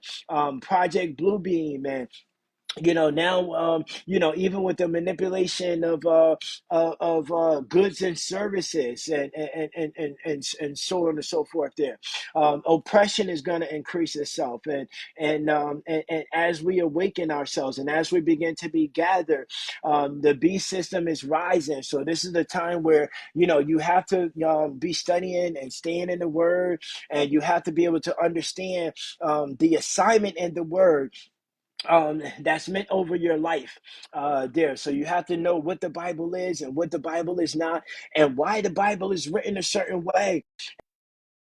Things, lest you end up like many others, and reject wisdom, and perish because you reject knowledge there. So now you have people rejecting the Bible outright, or rejecting the Hebrew scriptures, or even rejecting becoming atheists and things of that nature, because they don't understand the Bible, or why it's written a certain type of way there. So you have to understand how it was written, why it was written that way, and understand also that this is the purpose of the wilderness experience, and also the purpose of the millennial kingdom there is to basically start to work on the soul there, work on the true teachings, the higher principles, the higher knowledge is going to be revealed to us. It's not revealed in Masonry now. It's not revealed in Eastern Stars. It's not revealed in Greek letter organizations. It's not revealed in religions and churches and institutions on the earth. This information is going to come straight out the mouth of the Hamashiach, in the 144,000 in the days ahead. There, once we are gathered as a nation, and not before. So you have to really, exercise some type of patience to be able to wait and see things through. Because a lot of people want things now, not understanding that there's a time and a place and a time and a season for these things there. And this is why the season is not upon us at this moment of time to really crack all the codes and really bust it all loose, where everything is revealed and made plain. Because we're still amongst the Gentiles, we're still amongst the heathens, we're still amongst our enemies there, who actuality, the scriptures are not about them, but it was written in a way for them, in a way to give them some type of moral laws and teachings there, to be able to guide them throughout these last, few thousand years or so. Because trust and believe, it would have been a lot worse had they not had at least a Bible or religions, even though that those are just nothing but soul traps anyway. But we have to distinguish this and understand that was not for Jacob there. We are people we are ancient people. We are people of kings and queens and priests and prophets and ministers of the Most High there. We're the originators of civilization there. We gave the world all world knowledge. We are in our inner parts, in our inner hearts there. This is why we are naturally righteous people there. On the flip side, the Edomites, they're naturally just evil people there, unrighteousness at the core there. And there's a reason why for this. And so this is how the battle of good and evil is played out by the two nations, Jacob and Esau. Esau is the end of the world, and Jacob is the world of it that follows there. And so we need to understand that to seek the temple that's built without hands, to know that your body is the temple of the Most High, to know that as it is written in your law, that ye are gods there, and so that's not written for all. That's just written for Jacob there. And so I'll leave you in closing here with a piece here from Silent Speaks that I wrote called "Black Man Gods on Earth." And so they say the best time to catch her is when one is asleep. physically, spiritually, running Masonic square circles, Babylonian magic currency, occultist magic, keep your eyes chasing financially. They closed the black man's eyes, they threw away the key. They got deep, so deep, they stuffed in dry, rotten, syrupy, high fructose, frosted flakes, stolen knowledge, hidden, locked away, mouths under the Vatican, textbooks in college, so-called holy books, dry and bitter, souls in the oven, bake sales, freebies, giveaways, the hostage at the table, eating junk, food the black man, it was sweet, the fire next time I read the autobiography, X. I look deep inside, my soul see, I'm crossing the dangerous waters, mental apartheid. White man's arrogant mental luxury, prostitution, retribution, distribution, mass slavery, sowing and reaping, bias of misery, blood in the forge, in the realm of hungry growths, stolen legacy, from Superman to man, the half that's never been told, God's coming to earth seeking gold, the blueprint to black power, black man as a son, any minute, any hour, slavery, thoughts, decisions, still, civilizations, black inventions, convictions, still their faith, close their eyes so much they fail to see the bright sun so bright it's really dark, shining by stolen light. They call it white power, bitter, wicked, sour. Black man suffering from instigating, serving. He lost the power, then came white man's slavery. If you study your books, you'll be lost. Just look. The truth is hidden. They stripped it from words, hid it in sounds, madness, sadness. Sadness. The true sun is so black it's silent. The tone only heard by gods. White is too bright to perceive dark truths.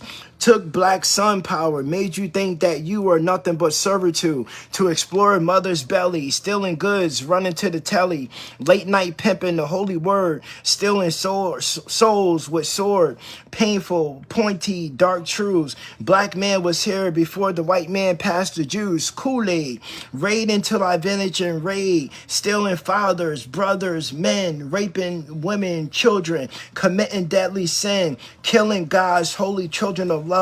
They told you only way to get to heaven is to die. Your spirit rides above. White power here on black man's earth. Check the consciousness. Go back to the earth's birth. When the sun, the land, man, all were one. The sun was so bright, too much for white, so they falsified the true light. Covered it with fake bright. They call it light. It's really dark. Darker than the black true sun. Black man here, God's on earth. They took black her, gave you a he, Osiris, Horus, Isis, Shiva, Jesus, Allah, Muhammad, Buddha, Yahweh, the list goes on. They had a ball, confusing minds, locking souls in 3D worth of time. They took their slave on black man's earth, hid the truth of black man's birth.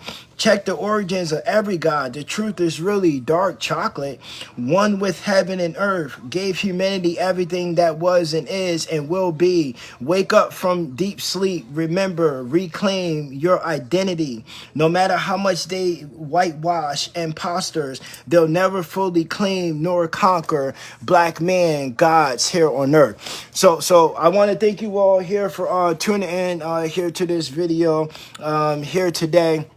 If you haven't done so already, make sure you study all the videos on my timeline. Make sure you go to my YouTube channel, subscribe to my YouTube channel. I have over 30 videos on my YouTube channel platform. Facebook removed many of these videos there, and I have other videos that were probably never even on Facebook there. So make sure you go to my YouTube channel, check the videos there, study them often, check all my posts on my timeline, share and repost, also study this information often. For those with eyes to see and ears to hear, we are coming to the final moments, the final hours there. So this is a time where you have to put on the full armor. You have to get your mind right. You have to get your health in order. You have to stay focused there. You have to really understand and know what the Bible really all about. Understand the prophecies. Understand where we are right now in prophecies there. So I have a lot of extensive studies that go into many many other topics there. So make sure you are studying this information often. Also, I want to say thanks out there to all those out there that are still blogging, that are still doing videos, that are still teaching, that are still, helping the poor and the less fortunate, and going on with the works, because there's much work to be done, and there's many mountains to climb there. And so I know this was a difficult conversation here today. I wanted to give you another way of looking at the scriptures there, to bring you into some type of full and higher knowledge from another perspective there. And so I hope this video was edifying the word of the Most High, and also edifying the spirit there, to encourage you to dig deeper when you're reading these scriptures there, to understand and to seek what is hidden right there in plain sight there, just waiting for you to have eyes to see and ears to hear there. So thank you all for tuning in here to this video there, and make sure you study often. I'm going to post this on my timeline there. Make sure you share and repost these videos, make them go viral there, and continue to go on with the work, and make sure you endure to the end. This is a very difficult time, a very trying time there, for most people it's probably the most stressful time that they ever encounter in their life there, but he endures to the end. The same should be saved there, and the Most High will keep his creatures. So the more you turn to the Most High, the more that he is going to turn to you. And he is the guide and the keeper for those that keep his commandments and his precepts and his statutes and his judgments there. So make sure you are fulfilling the law there, even if it means you suffering and being persecuted for righteousness' sake there. The Most High right now is preparing a table for us in the presence of our enemies for his name's sake there. He is going to fulfill the promises that he swore to our forefathers, not because we're the best people on earth, because honestly speaking, some of us have became so horrible, wrapped up in our sins, and wrapped up in in our hate and our pride and our lust and our gluttony and our jealousy, that we just became some wicked people there. So study these scriptures, because they're speaking about about the spirit that's upon us there, not just with the nations, but also within Israel itself, the 12 tribes there. So there's a lot of work we have to do. Let not one say that he or she has not sinned there, and examine yourself there. Take an honest look in the mirror there, and make sure you get it right before it's too late there, before the great trumpet sounds there, because all that's left for you at that point is the fires of the tribulation there. So I hope this video was helpful. Hope that it brought you some additional knowledge there. Each one teach one. Let's come together as one nation. Thank you all for tuning in here to this video. You have a blessed day and great weekend, and Shabbat Shalom, and make sure you endure to the end, strengthen yourself, and stay focused, and let no man or woman take your crown there. Thanks for tuning into this video here today. One love, one soul. Y'all bless you all. Have a great day there.